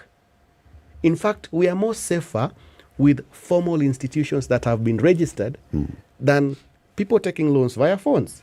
I heard of a joke of nitumie kwa hii ile nyingine iko na fuliza. Wakili, what you're just doing by saying all those things is you're actually making sense for the fund. Yes. Financial inclusion. It is for those that have previously been excluded from these systems that from we accessing capital. But and you're saying we are safer when we are in that status quo. I'm telling you, the main thing with any other fund and any other banking institution, that's why we have a depository fund for anyone that wants to run any money lending and depositing scheme. Structures structures. Governments are run by structures. The moment we get the structures off the hook, like we were to put the Biblia down and get unga to some level, the moment we get the structures off the hook, that's the beginning of trouble. Okay. Yeah, and there is also the issue of religion. Yeah, you can't assume all Muslims who don't believe in interest on loan are people who are not hustlers. Go to Isili. Have you spoken to members of the Muslim faith? Yes, yes. And they've raised concern about this? Yes, yes. Have they raised concern about other products in the market? No, because if you look at our banking system, Muslims would bank with a particular bank. Look at Isili. How much runs in Isili alone? If the Hustler Fund was to work and it be expounded to everyone, provided you can pay, because the real issue here is, can you pay? If you can pay, discrimination can be done on basis of payment. If you can. Akili, Muslims in this country do not exclusively bank with Sharia-compliant products. Majority. When I say they bank with, majority they do. You know, Sharia-compliant products were introduced in this country just, less than 10 years ago. Well, Wakili, on that one, we're going to challenge you and ask you if you have data to support what you're saying. I have. These may be murky waters. So, tuache hiyo. Tuendelee. Yes. Swali ingine. Yes. Okay. Other concerns raised by the callers. There was a concern about the accounting officer. It doesn't have. I think I raised that. Yes. There was also a concern about whether you can opt out. We've not been told how you can opt out. Plus another question we are asking, do you have a say on whether or not you want to save? And in fact, because you might want... You might want just the loan. You might want the loan, but you're not interested in the saving. Bit you're not even interested in pension. You want the cow minus the tail. Yes. On that point, also, there is something I think is not really legal, but it is something in good faith that exploiting people's lack of knowledge. Remember that Brexit took place because majority of the voters who voted don't have a passport, so they didn't see the need of having EU. They were having jobs that did not require a degree, so they didn't see the need of EU. That statistics and are they there. didn't even need to leave their country. Yes. So why, if you are telling someone to vote against common passport in East African community, someone who can travel from my village in Ugenya to Nairobi, what bother do they have to do with going to Kampala or going to DRC Congo? So the way that Hustler Fund has been done, it can manipulate people who don't know, because you enter and you don't know how to get out. And they don't know that for you went to school, Eric, and you are taught about entry strategy and exit strategy. So if you enter this, it's a marriage. This is a marriage. Because only marriage, there is no exit clause. So do you want to be a hustler forever? Or we want to move people from hustler and then they graduate into some other thing?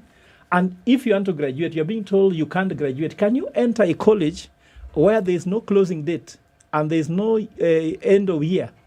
I think these are the challenges we are raising here, and there should be clarity. Maybe court can call those officers we have mentioned there as interested parties, and they can explain to Kenyans. What we want is that Kenyans, we should enter into an agreement where there's no information asymmetry, so that everyone knows what they're standing for. And in fact, it's not just posing so the government does not implement.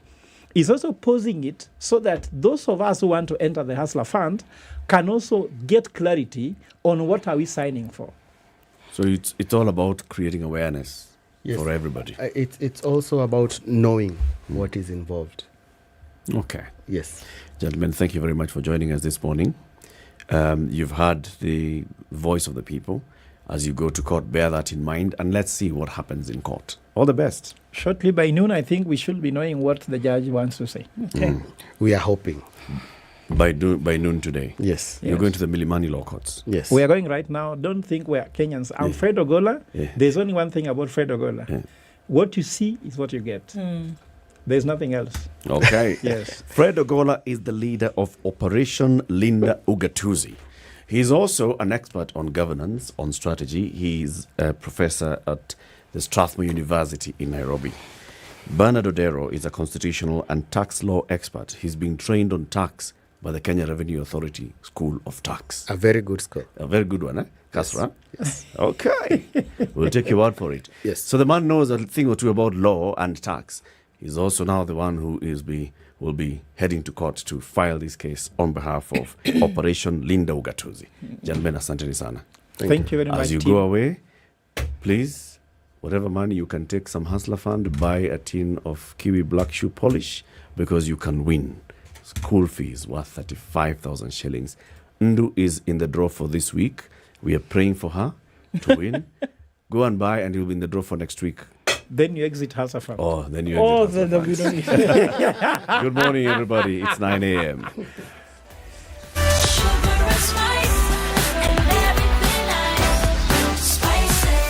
Spice up your life.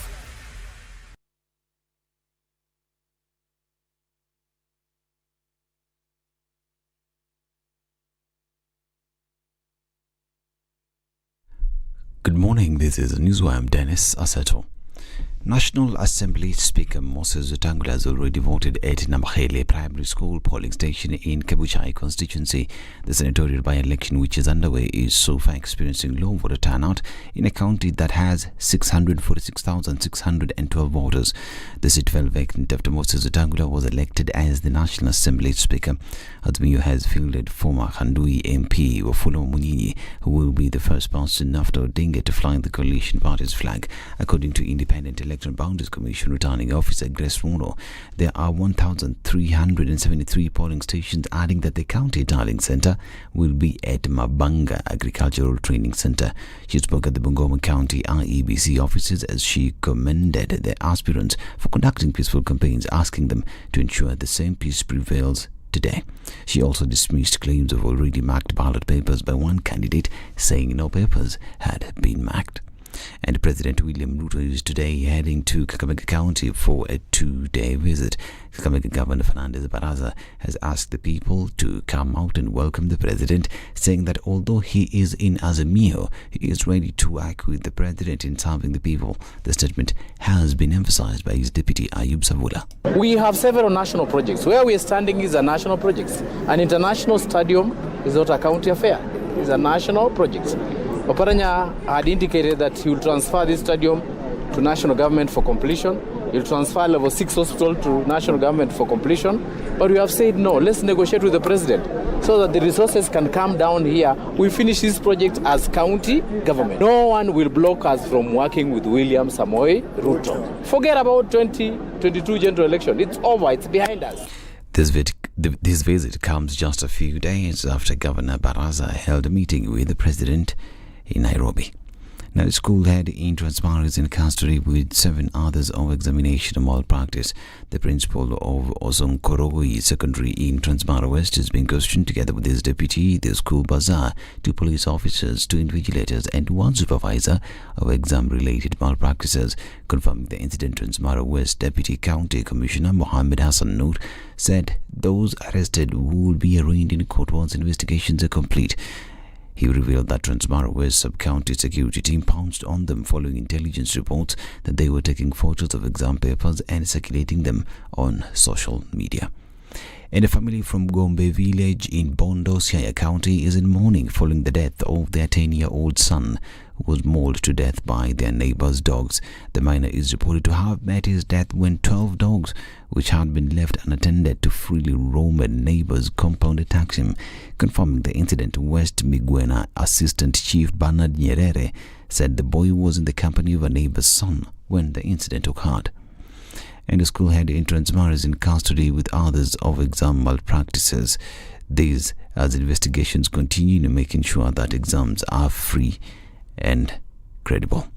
Now, a junior police officer who is under investigation after he was caught on CCTV allegedly stealing money from female invigilators at a secondary school in Bomet County has been suspended. County Police Commander Matthias Mangira says the officer allegedly entered a room where the invigilators were keeping their belongings, including phones and other valuables, and stole 1,300 shillings. And the National Drought Management Authority has reported that the sustained drought situation in the 23 arid and semi-arid lands has seen increased risk of acute malnutrition and humanitarian assistance. The authority noted that the number of people in need of humanitarian aid has risen to about 4 million, with hospitals in those areas recording more cases of treatment offered to expectant mothers and children who are malnourished. According to the report, the persistent drought situation in the country has been attributed to constant, failed and delayed rain in 4 consecutive seasons in most parts of the affected areas. We continue to follow up on the by-election happening in Bungoma as we bring you the very latest on that. This is Newswire. I'm Dennis Asseto. Good morning.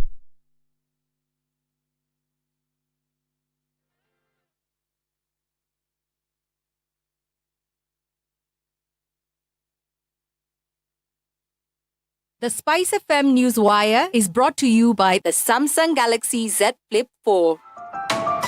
Get to see the world through a new lens and capture the moments that truly matter.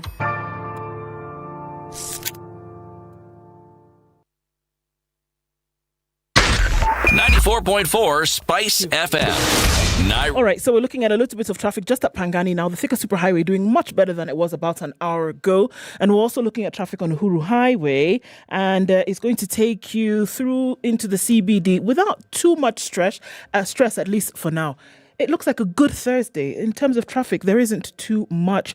We'll keep an eye on things through the morning. Spice FM, KE on Twitter.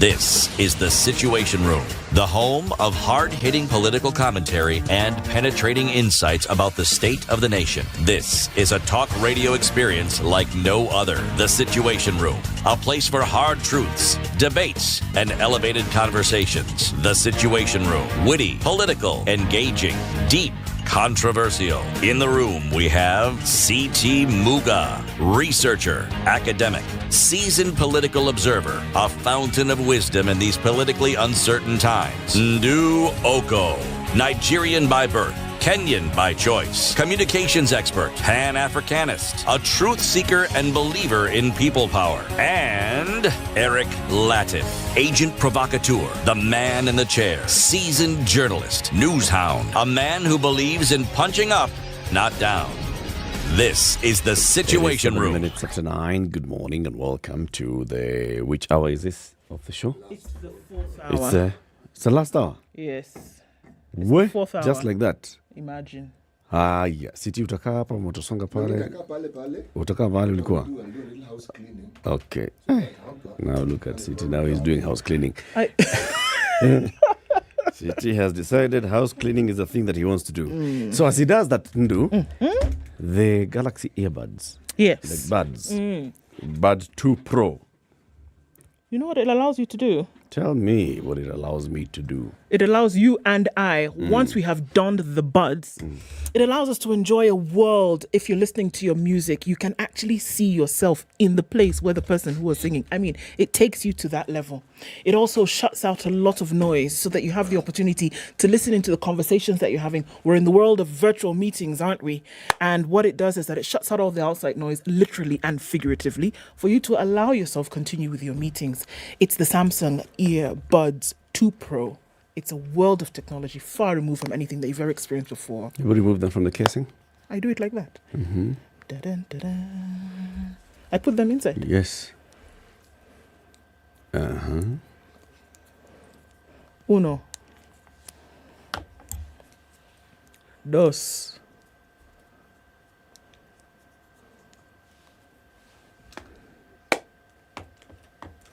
Nice. Nice. Tineo.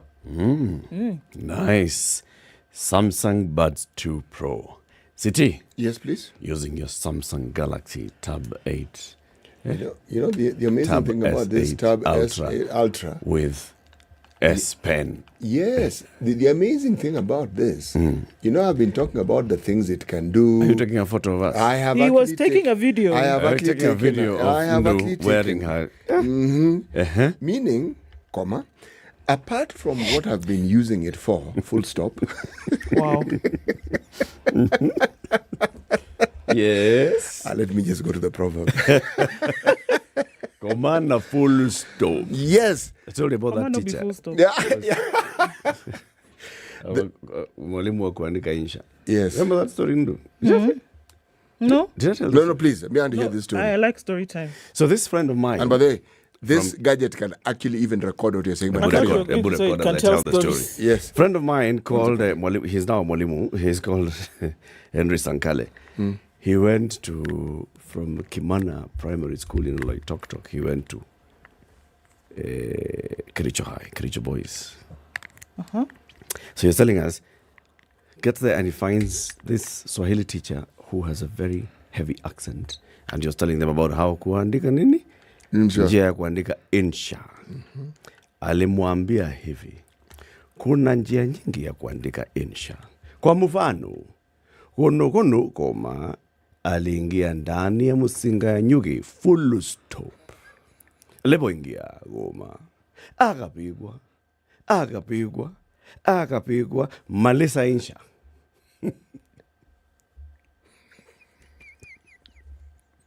What has happened? What just happened?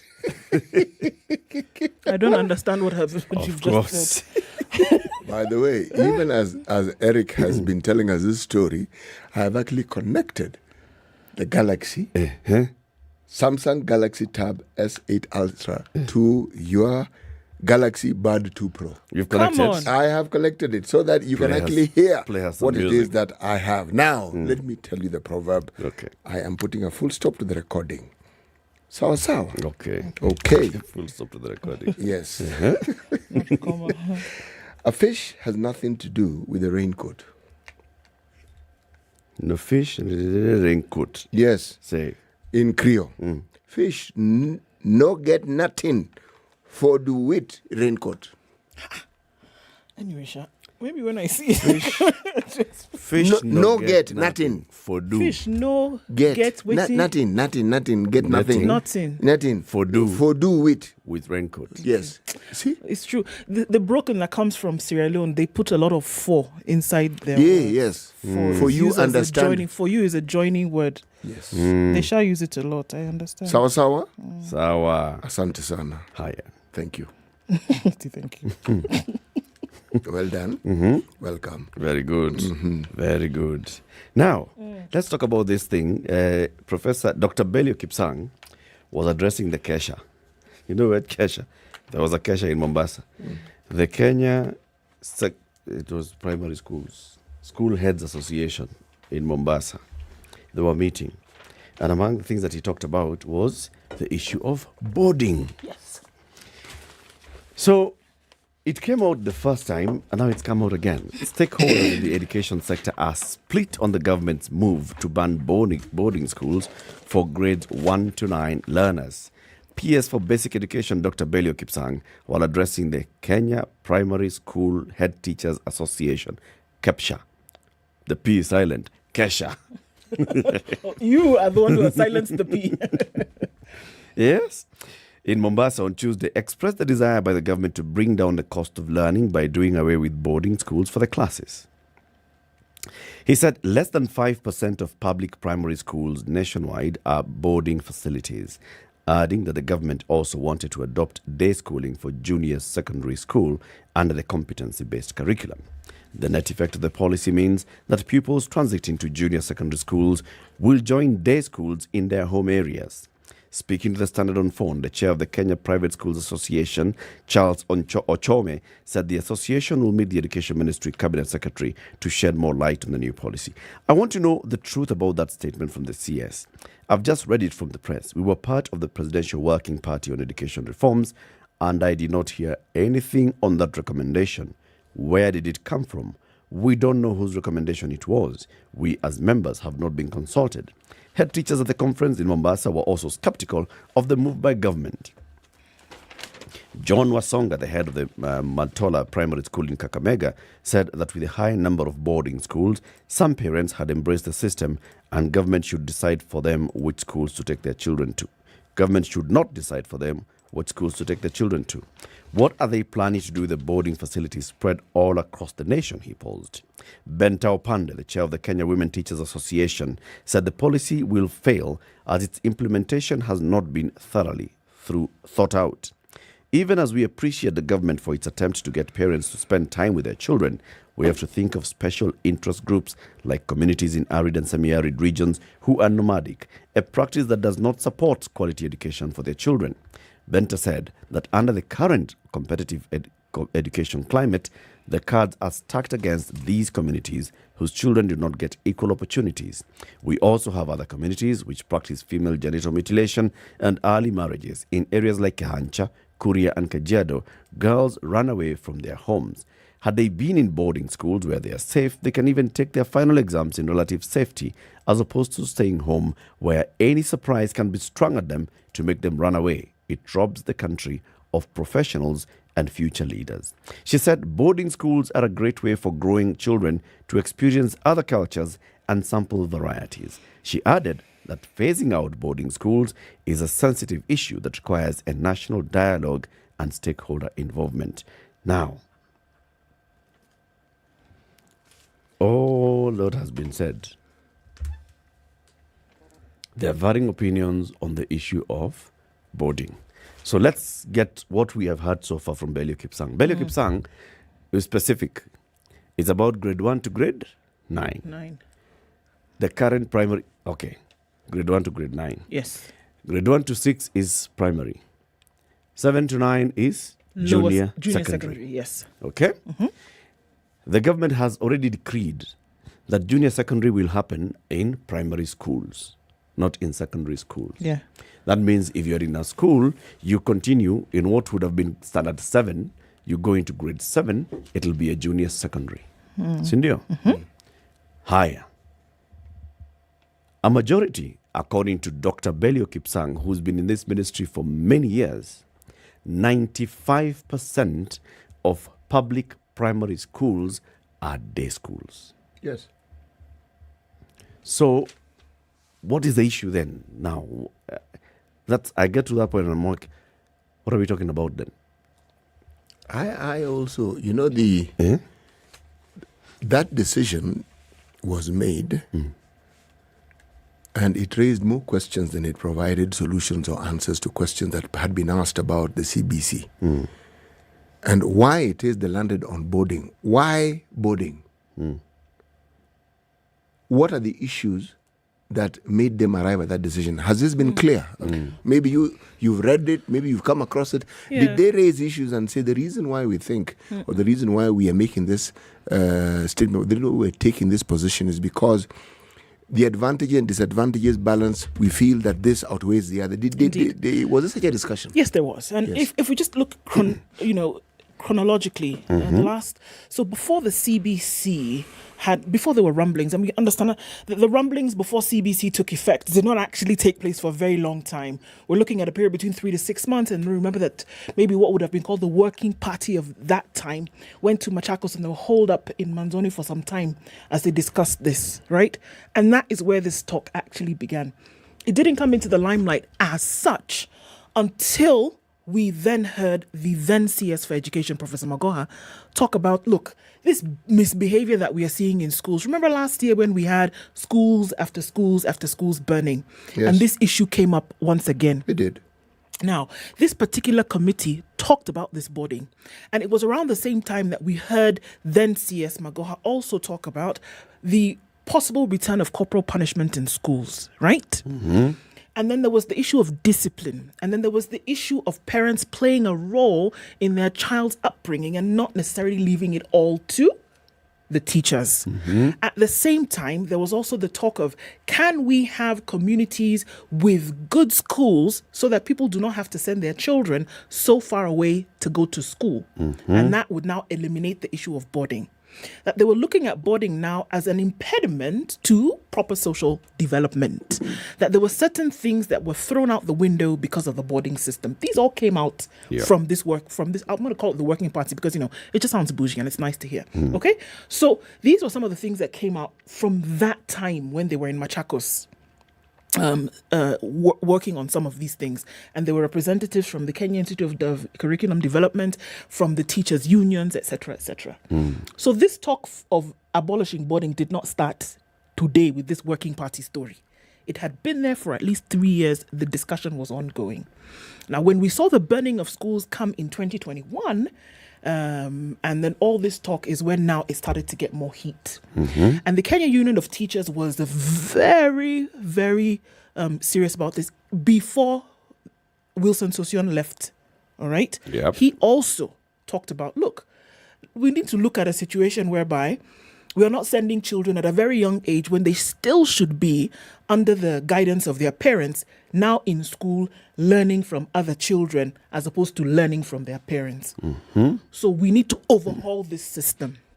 Overhaul the system so that you have schools, good schools, where parents will be comfortable sending their children to, but are within their communities, so that we do not have people sending their children across the country to go to school whereby they have no choice but to do what?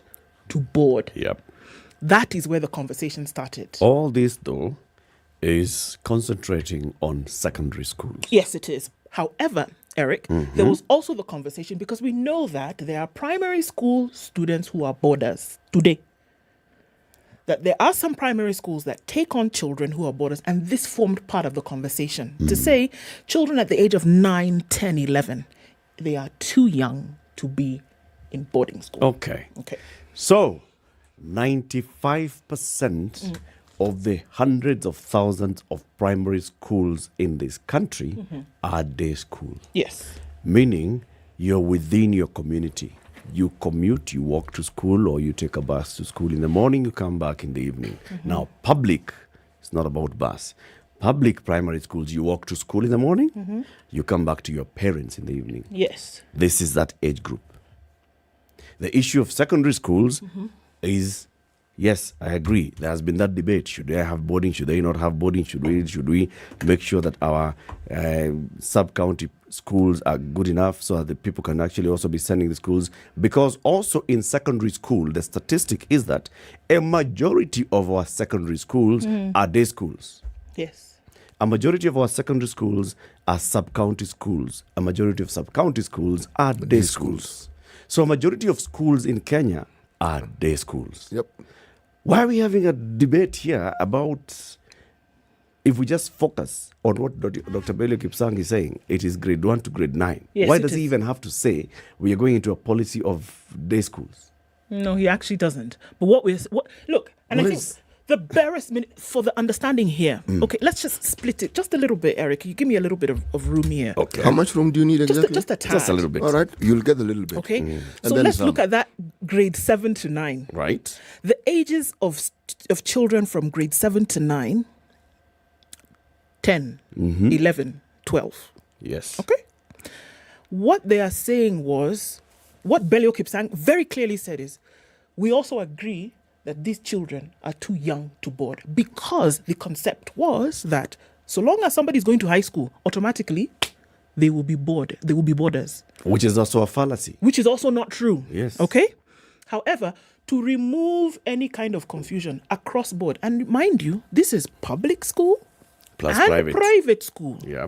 So long as you have children who are in primary school still, 2023, they will not board. Because he was saying, whether they're in high school or not, they still fall within that age bracket. And if it was for the age alone, we're not even talking about other things like curriculum and teachers and all of that. Age-specific category, for that alone, they will not board. In the future, we will have discussions about grade 10 to 12. In other words, form 1, or rather form 4, 5, and 6. We will have conversations about that later. Remember, this same party that went to Machakos also said, you know what, perhaps we also need to think about the only people who will go to board are those who are in Form 4. So that as they go towards the exams to finish and go towards final university, the final year is when now you will concentrate on your studies. Apart from that, we don't need you to be in boarding school. Remember, that was a suggestion that came out. So for now, before everybody gets the knickers in a twist, Dr. Kipsang was very clear. Grade 1 to 9, public school, private school, January 2023, you will not board. That's it. But why? Age-specific category. All right, age-specific category. A majority of the children in grade 6 today are in day school. So now for the minority that is in boarding, you will not go. The president has said, you are in this school in grade 6. All you'll do is in the same school, you'll move to the next class. Yes, now for those parents. So now if you are in day school and a majority of you have been walking home to school, from home school, home back home, you've been walking to school and home, right? You are in day school. Yes. You will continue the way you are. Status quo will remain. Goja. There are those who are in boarding schools. This 5%, the question is, who are they? If you look at the 5%, even in the public primary schools, many of them would be in those special schools. Right? Those special in pastoralist communities? Currently, watch out the future, what the community will be. It'll be those special schools for some reason or other. Either because you are in a special school, you're not in an integrated school, you're in a special school, so you are boarding, or this and the other. Then the others are in private, which still constitute a minority of schools, private schools, you're in boarding. Now, those private schools, you've already allowed them to start boarding at grade 3, grade 4. Yeah. They've been boarding. And now you just say, stop. You will continue into grade 7 the way you are boarding. Why are we complicating issues? What I'm just wondering is, what is this whole thing about? I mean, children who are going to standard 7, they're just going to be in grade 7 and they'll be in the same school. They were not boarding. What are you talking about boarding? So they will not board any. So that's the thing. This is the thing. That a lot of times you have when a minority is going to have to go through a change, okay? It is going to cause the kind of confusion and inclusion in conversation that we are seeing today. I'm wondering why even this minority needs to go through that change. Because like we've said, that they 5%, were boarding anyway. That 5% in public schools that is in boarding, there's a reason. Have the parents complained about this Dr. boarding? Kelly keeps saying knows the reason. Parents today are complaining that what are they supposed to do? With the children. What are they supposed to do with their children? Most of those who are complaining are those who have children in private schools. In private schools. Because this is the thing, that by the time, a lot, so the thing would be interesting to know, I would need to find those statistics.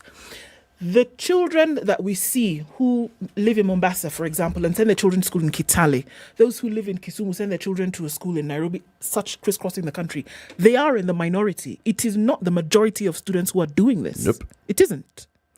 What you will find is that the majority of parents who take their children to boarding school, the majority were themselves in boarding schools. So they did it because as a form of practice. They saw the benefits. Yeah. They understood the benefits. There is the conversation that was attributed to the PS with regard, is it PS? Kipsang? Yes, PS. Yes. With regards to parenting, responsibility of parenting.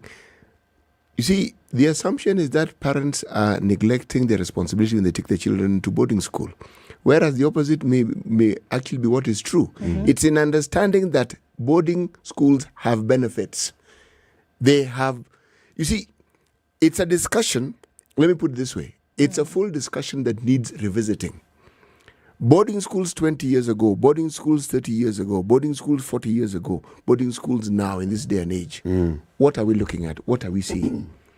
And there's also the question of the government having opened that space where the education sector, the partnership between the private owners of schools and the government has been there for the longest time. And if they've created boarding schools and their children, it means there is a demand for that particular sort of institution. Because if that was not the case, they'd be built and there'd be nobody going to those schools. So now, are we saying that all these factors have been considered and they've been considered and found wanting so that a declaration of that sort can be made? Anything that has to do with the entire country and has to do with children and parents of the entire country, this is one of those issues that you really have to subject to public participation. There has to be an understanding as to why that decision is being made. And it has to be clear. It can't be just a decision that is made and that's the end of the story. Because a debate will arise, either which way. Most of the children who will go to grade 7 come January are students who have been in the primary schools. And the government has instructed them, you will continue. Right? Mm-hmm. So this whole issue of even, you are going to do it to... See, the government has said junior secondary will be domiciled in the primary schools. That's what the government has said. So, with just that one instruction, that whole thing of applying to a secondary school has been removed. You don't have to. You stay where you are. Because primary schools are not categorized at county, national, sub-county. Primary is primary school. Yes. So there's no need of you applying from this primary school to go and do to another primary school somewhere else. No need at all. You stay there. So you stay where you are. So if most of those students are already going to stay where they were in day schools, the others are going to stay where they were when they were in private schools. And the private schools, a few in private schools were boarding. Why do you want to stop them from boarding? And like CT you've said, if you are a private sector player in the education, you set up a school, say Lukenya. Yes. All right? There are several schools in Kajiado and Machakos. In that locality. Yes. So let's take the example of Lukenya. Lukenya is set up somewhere where there's not a community nearby. And there are public schools nearby. The people who then choose to take their children to Lukenya will not be able to commute their children back and forth. Not many of them. So there are those that board and there are those that are in day. Yes, they are. On a daily basis. So those that opt to board are those that see it's not going to be comfortable even for this child to be leaving home every morning and crisscrossing and coming to the school. And I like this school and what it's offering. And that's why the school is offering boarding facilities. Why do you want to stop that? Why? I think it is important to get the reasoning behind this. And that is what has not, unfortunately, been made clear. Is this not a discussion where perhaps the PS himself ought to actually come and explain? Because there are reasons behind this. You know, we're not talking about somebody who just happened to be in this docket. This is someone who has experience with educational matters. This is someone who actually understands. You see, his PhD was actually in educational administration and planning. There you go. Okay. So, an explanation as to the thinking would be useful. And also, if 95% of public primary schools are day schools, yes, it basically tells you that the government policy has been no boarding in primary school. Precisely. So what are they reversing? It's confusing, really. You're not reversing any policy. The policy has always been the same. So are we saying then there has been a breach if there are private schools, primary schools, who have had children boarding? You know, yes, that's what we're saying. If the policy has just been, the figures that we keep talking about, anecdotal or otherwise, point to one simple fact. Children in this country who are in boarding school, whether it's primary or secondary, are in a minority. Yes. Yes. A small minority. Yep. And the parents who have chosen to take their children to those schools have done so for a very good reason. It is rare for parents not to want to have their children with them on a daily basis. But again, you do the maths. If you have children in primary school or even secondary school, let's know primary is where the problem is because they're young. Yep. And you look at just the timings when children have to go to school, when they have to wake up, the time they get back home. The time they're picked by those buses. The time they spend on the road just traveling to and from home. A parent figures out, boarding is better. Yep. This is too much torture for these children. Too much time is taken on the road. Just the process of logistics moving from home to school. Yep. Number one. Number two, the nature of modern life being what it is. You expect a parent to have that time to work so that they can afford to bring up their children and at the same time ensure that it's a complex situation. Some parents have found a good balance for it. Some parents figure, look, there are institutions where this can be done. And the schools and the students and the teachers in school, they're the in loco parentis instead of the parent. It has worked in the past. So, why are we making it a policy? It's what I'd like to understand. And since I can't understand the question... In fact, I'd like to propose that the government makes it a policy that primary schools will be boarding. Why would From you say grade that? 3 to grade 9 should be boarding. Why? I'll give you the reasons why I'm saying that. Yes. I'll give you the argument for it. Let these children actually board. Weekday boarding, home, weekends. It's 26 minutes to 10. This is Kenya's biggest conversation. Have you heard about Centum Real Estate and Vipingo Development? If you haven't, then, my friend, you are wasting on yourself. Big opportunities. In Kilifi County, Centum Real Estate is putting up the Vipingo development, and this is a huge development. So what are they doing? 2.45 million shillings. You are able to get an apartment in 1255 Palm Ridge. They are either studio, 1, 2, or 3 bedroom apartments, going for a deposit of 245,000 shillings, and then you start owning your home with a proper payment plan. This is in Vipingo, Kilifi County. I'll tell you the stories about that place. It's a place to be. It's a place to be. Just call 0740 400 215. That's 0740 400 215, or SMS the word Vipingo to 22365.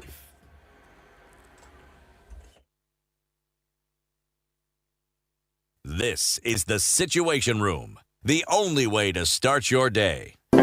Join the flip side with the new Samsung Galaxy Z Flip 4. It's packed with amazing features that will have you doing backflips, like FlexCam, which allows you to do hands-free video calling, group shots, selfies, and much more. It's beautifully designed to fit your lifestyle and fit neatly in your pocket when folded. But it's not just beautiful. It performs powerfully, and it's flipping strong from the inside out. You've got every reason to join the flip side with the Galaxy Z Flip 4. Available in selected Samsung stores countrywide. It's a magical Christmas at Westgate Shopping Mall. Spend 1,000 Kenya shillings and above and stand to win an all-inclusive Mediterranean cruise to the most beautiful cities in Europe. Visit Rome, Venice, Barcelona, and get to bring someone with you. You also have the chance to win once-in-a-lifetime balloon safari over the Masai Mara and a luxury stay at Marangeche Camp, and the opportunity to win 500,000 worth of luxury furniture from Queen Picks. It's magical, and it's all yours to experience simply by shopping at Westgate Shopping Mall. Get ready to fall in love with the new Samsung Galaxy Buds 2 Pro, featuring intelligent 360 audio which makes the sound feel more realistic than ever before. Not only that, they can feature enhanced head tracking, making every movement stay in sync, so you get an immersive experience. Designed to fit comfortably, the Samsung Galaxy Buds 2 Pro will also help you stay connected by automatically popping up on your Samsung Galaxy devices, and with just a tap, you can connect. As simple as that. Available in all select Samsung stores countrywide. All right, so we're looking at sunny conditions in Nairobi this morning. We'll see highs of 26 and lows of 17. Mostly sunny conditions at 25 in Nakuru, highs of 25 and lows of 13. And we'll see highs of 22 in a rainy Nyeri at 18. It's partly sunny at 20 in Eldoret, highs of 24 and lows of 13. And into Mombasa, rain showers continue at 30, going to highs of 32 today and coming down to lows of 25. Looking into Malindi, it's sunny at 31. Light rain in certain parts of Malindi, highs of 32 and lows of 26. Into Kampala, it's sunny at 22, highs of 28 and lows of 18. And in Dar es Salaam, light rain at 29, highs of 32. Johannesburg is sunny at 19, highs of 24 and lows of 15.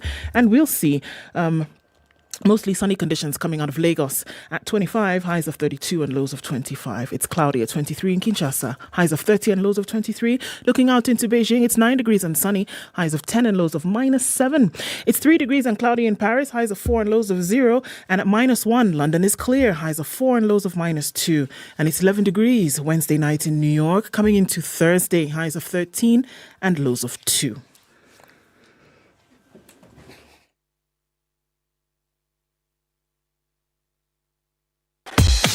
Welcome to Spice FM, the best exclusive radio station bringing you the best mix of the best music ever. Much better in most parts of the city this morning, and coming off a thicker superhighway is not going to be too much of a challenge, not for now, at least. That has done very well today. No way to predict what will happen in the city, but what we do know is that it's likely to remain like this on Landys Road. It's in and outbound traffic that's quite heavy, and we're also looking at it heavy coming off of parts of Langata Road. But apart from that, it looks like traffic is flowing fairly well through most parts of the city. Talk to us through the morning. SpiceFM KE on Twitter.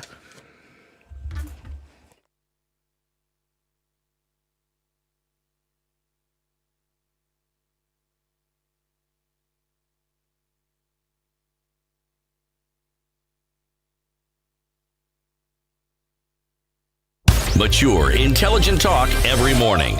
Spice up yourself.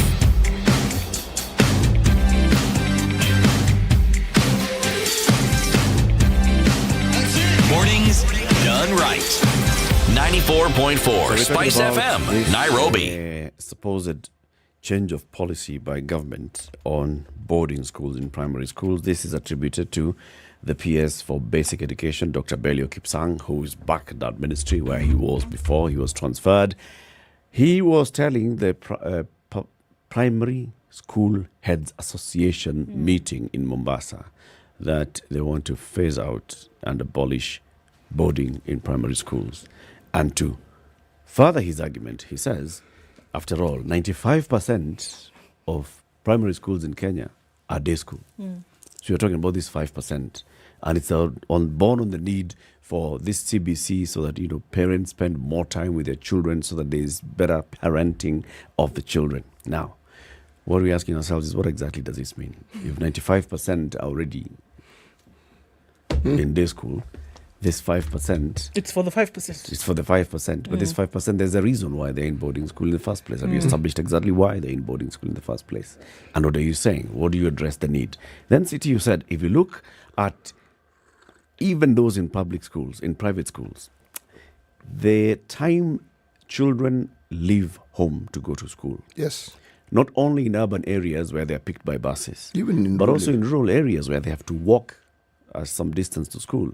What time they wake up, the chores they have before they leave home to go to school, what they need to do. Is it fetch water? Is it make breakfast? Is it feed your children, your siblings? Yes. Is it make sure that all of you are then ready to leave the house and go to school? Have you milked the cow? Have you done all this and the other? What time is the school head expecting you to report to school? Is it 7 a.m.? If you're reporting to a school in 7 a.m. and it's 3 kilometers away, what time did you leave home? To get there on time. For you to be there on time. Ahead of time, because if you get there at 7, kiboko ni wewe. So what is it? And that's why I said, as before we went to the break, maybe the policy should be, let grade 3 to grade 9 actually go to boarding in primary schools, so that we avoid all these things. Children then wake up in boarding facility, in a school, they go to class, they come back in the evening, they are in a boarding facility. On weekends, release them to go home. A majority of them anyway are just about 3 to 5 kilometers away from their homes. So release them on Friday afternoon, let them go home, and then let them come back to school on Sunday evening or Monday morning. Tuesday, Wednesday, Thursday, they are boarding, and then they go back home. What are we dealing with? We are dealing with that thing of children waking up very early. We are dealing with the other issues that are emerging as well. There are communities where children going to school, like what we've read from this teacher, they're actually going to school. It's a haven for them. It's a safe haven for very many children. It's provision of food. Yep. It's where they can actually be guaranteed of having breakfast, lunch, and dinner if they're in boarding school. Right now, very many children are going back home having eaten nothing. The only meal they're eating is that meal in the primary school. Lunchtime. Muthea Kasanga is calling me, and I've asked her to call us on the studio line because she wants to weigh in on this.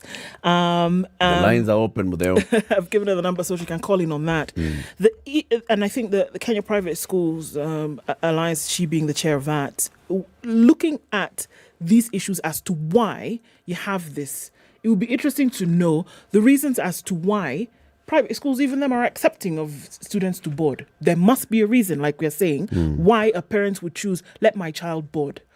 We also know that there are those who take children to school because status of school, etc., and there happens to be a boarding school, so you go ahead and continue. But for those who have a genuine reason as to why they're taking their children to these schools, what is it? Have you because there's a reason, and Dr. Belio Kipsang knows. He knows. He full knows well. these 5% of schools that are boarding. What are they addressing? Yes. He knows. The thing is, the simple law of supply and demand. You have a school, you have boarding facilities. If it was something parents did not consent to, they would have shut down on their own. Yep. Because especially if they're private schools, they're businesses. The fact that you still have situations where more schools of that sort are being built and there are people who are populating it with their children, it tells you that there's a demand. So the reason as to why parents prefer this, it's not that parents have suddenly in this day and age become negligent of their duties and do not want to look after their children. No. There must be some very practical reasons as to why it is they make the decision to take their children to boarding school. Let's bring in Mudeo Kasanga. Mudeo is a former chairperson of the Kenya Private Schools Association. She joins us on the line. Good morning, Mudeo. Good morning. How have you guys been? We have been fine. You have been away. I know. And this is timely. We are discussing boarding schools. Yes. So it's a classic case where we have a population in private schools where the percentage of boarding schools is much than the 4% in public schools. Yep. So public schools don't have this problem we are discussing. So why is it that parents are taking their kids to private boarding schools? Why is it that there's such a high percentage of primary schools that are boarding, private ones? What is the issue? And it's simply because KCPE is a massive interview exam. KCPE is a massive interview exam. And the minute all of us accept that KCPE is an interview, for you to get in access to the schools that are well-resourced, then we'll begin to settle down the problem. And then we'll begin to understand what is the government here talking. Because its own 4% schools are very well positioned. These are schools to cater for vulnerable populations, girls in danger, places where actual school distances are large. You will not find a boarding school except maybe one or two, I think. There are very few that are bang in the city center. But in private schools, you find bang in the city center, you'll find a boarding school. And like you said, these kids come on Monday and on Friday they are home again. So, Mudeo. And then you find, we are saying here that we have, the way our secondary schooling is structured is one of the fundamental problems with why some of the things that happen in primary happen. The fact that we are sorting out students ability-wise means that people will fight to get access. How best than to keep kids in school where they can study for long hours, prep time, morning prep, whatnot.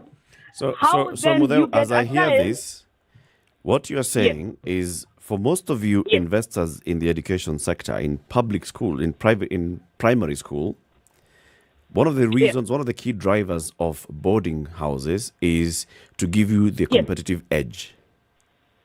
You have more time with the children to teach them so that the children then can pass the exam. It is to fulfill a demand from parents who are fighting for limited access to schools that are perceived, secondary schools that are perceived to be the ones with opportunity. That's it, to give you a competitive edge over your public counterparts and over your fellow private counterparts. Again, whichever way you put it at, if the parents don't have that desire to get into the 30% of secondary schools that are boarding as well, we wouldn't have this. There would be no investor investing in it. So for me, it is not a question of chicken egg. It literally is the parents are demanding this. Otherwise, why are there boarding schools in the city center? Okay, so then what is the desired goal of all of this? Coming from a schooling perspective, Mudeo, is that schools, private schools are very all right having children up until grade 9 come and go. Is that what we're saying? This is where, as a country, we need to mind shift about our boarding schools. We need to look at our public, and the minute our public sector is unhealthy, the whole sector becomes unhealthy. The fact that our secondary schooling is selective and has been selective since independence is a problem we need to solve. And I've said this before. For how long are we building Alliance? To this day, Alliance still fundraises. For how long? How old is that school? Why are we still building it? Yet we know the nearest day school needs a lot of it. Yep. We know a poor child into Alliance is so high that we've seen families struggle once they've been taken to these schools. Why is it that the nearest school cannot be well resourced? We in the private sector and some day schools in government have proved that being day school as secondary is not a ticket to failure. After all, Strathmore competes with Alliance. It's a day school. Yep. So it is not the fact that day schools are bad, but we have this mentality that it is boarding schools that guarantee educational outcomes. This is something we have got drilled into ourselves that now we are unable to think outside that rut. But it's just a minority of you. Now with CBC, it's a minority of you and a minority of your clients, Mudeo, and that is my argument. A majority of parents take their children to public schools for whatever reason. Some it's because they can't afford your schools. Others is because they have found that there's actually a better available public school near them. So if a majority of children are going please remember, I'm discussing public schools. I'm not discussing private schools. Because private schools react to market. The market is set by the government. So if you get 250 marks, you will not see Alliance. And for some reason, that is okay with us. You know So we are okay keeping kids in primary schools. We are okay to all go to school together. Yeah. But in secondary, we are not okay to go to schools together. Yeah. And this is what CBC is trying to break out of. To make a We level, can't be okay. level playing field across board. Correct. Across the board. So with the And it is not CBC, an easy concept to think through. with the CBC, Mudeo, because you are very well versed on this, what happens after grade 9? How do children then go to senior secondary school? Is it going to be the same competitive nature as we've seen in Standard 8? Unfortunately, as long as our secondary schools are set up the way they are, no parent will not fight to get into a kind of school in their minds they perceive is where their child will get the opportunity to access the next level. And the next level after that will be university, college. Yeah. So it will be a scramble again for places. Okay. So I'm hoping that in the next 3 years or so, that we can do something in between to a few of our schools that can be then become better respected. Because the national experiment of throwing our kids around the country has genuinely failed. Would you then say that by abolishing boarding in total and just living for these particular special cases where it's vulnerable, where it's distance to school and the rest, then that starts to take us to that point where we are talking about equality? All of you are basically getting the same opportunity and the same chance. For me, I think it's not as simple. I think because the fact that these schools are very, very well resourced, we still have to find a transitionary method. Yep. And I don't think in secondary schooling, it's as easy as it is in primary schooling. As we've been going around the country, we've seen how parts of the country don't have secondary schools. They have primary schools, so access to basic education is there. Yep. But the next level, if we don't have boarding, there are kids who would never even enter Form 1, so to speak, the next level. So I think for secondary schooling, it's a more complex. But for us as Kenyans, there's a mind shift. There's a mind shift that we need to begin to have, and have all our leaders begin to look at our local schools differently. Yep. Yeah. So instead of throwing money at boarding schools, why don't we add labs at this school? Instead of doing 1, 2, 3, why don't we do this at this school? Suddenly, this school has resources. Yeah. Then we hold the school leaders and communities to account. We failed here completely. We don't hold our schools to account at all. You can be in a school, in a neighborhood, a school that fails, that is completely out of control, and communities do nothing. The only thing they do is send their kids to further and further away schools that in their minds are better. So our failing schools, public failing schools, are left to continue lumbering on. We don't hold them to account. We need to do this. We cannot have an education system that fails students so totally. KCSE results for 2020, the ones that came out in March this year, in April, sorry. The number of kids in this country that get D- and below, how are we okay with this? That's true. Yeah, how are we okay with this? We need to hold ourselves to account and just make sure our schools do better. That's it. Our communities can do this. You've said it very well. And that can only happen if the majority, if you have kids who are capable, then we will care about this. But as long as we are farming off kids who are perceived by the system to be weak into schools that then continue to be weak, then we just say that is a school for the weak. And we let it fail. Mudeu Kasanga, thank you very much for joining us for your contribution this morning. Asante. Thank you. Mudeu Kasanga is a former chairperson of the Kenya Private Schools Association, an investor in the education sector. Let's hear other callers who have been on the line as well. Robert Nkwale, good morning. Good morning, Eric. Good morning to you. Yes, morning to Lou and City. Good morning. Good morning. Okay, I want to be brief because of the time. Yes. And I think I was a single father. A single father for some time. I had a 2-year-old daughter, and people could ask me, why can't you take your daughter to a boarding school? So I told them, no. I'm a police officer, by the way. So I told them, I frequent the prison, and there's no difference between prison and boarding schools. There's no difference. There's no difference between approved schools and boarding schools, where we take the juvenile criminals or the juvenile offenders, let's say. So you're against boarding schools? Yes, I'm against boarding schools. I refused to take the daughter to a boarding school. Boarding schools are prison. And yesterday I had a tweet of Mike Sonko trying to object that abolishment of driving school is a wrong move. So luckily, I just tagged you and Lou. I think it's on Twitter right now. You can check the confession of the children who were in boarding schools. Can I ask you a question, if I may? Yes. Were you ever in boarding school? Yes, I was in boarding school. And what was your experience?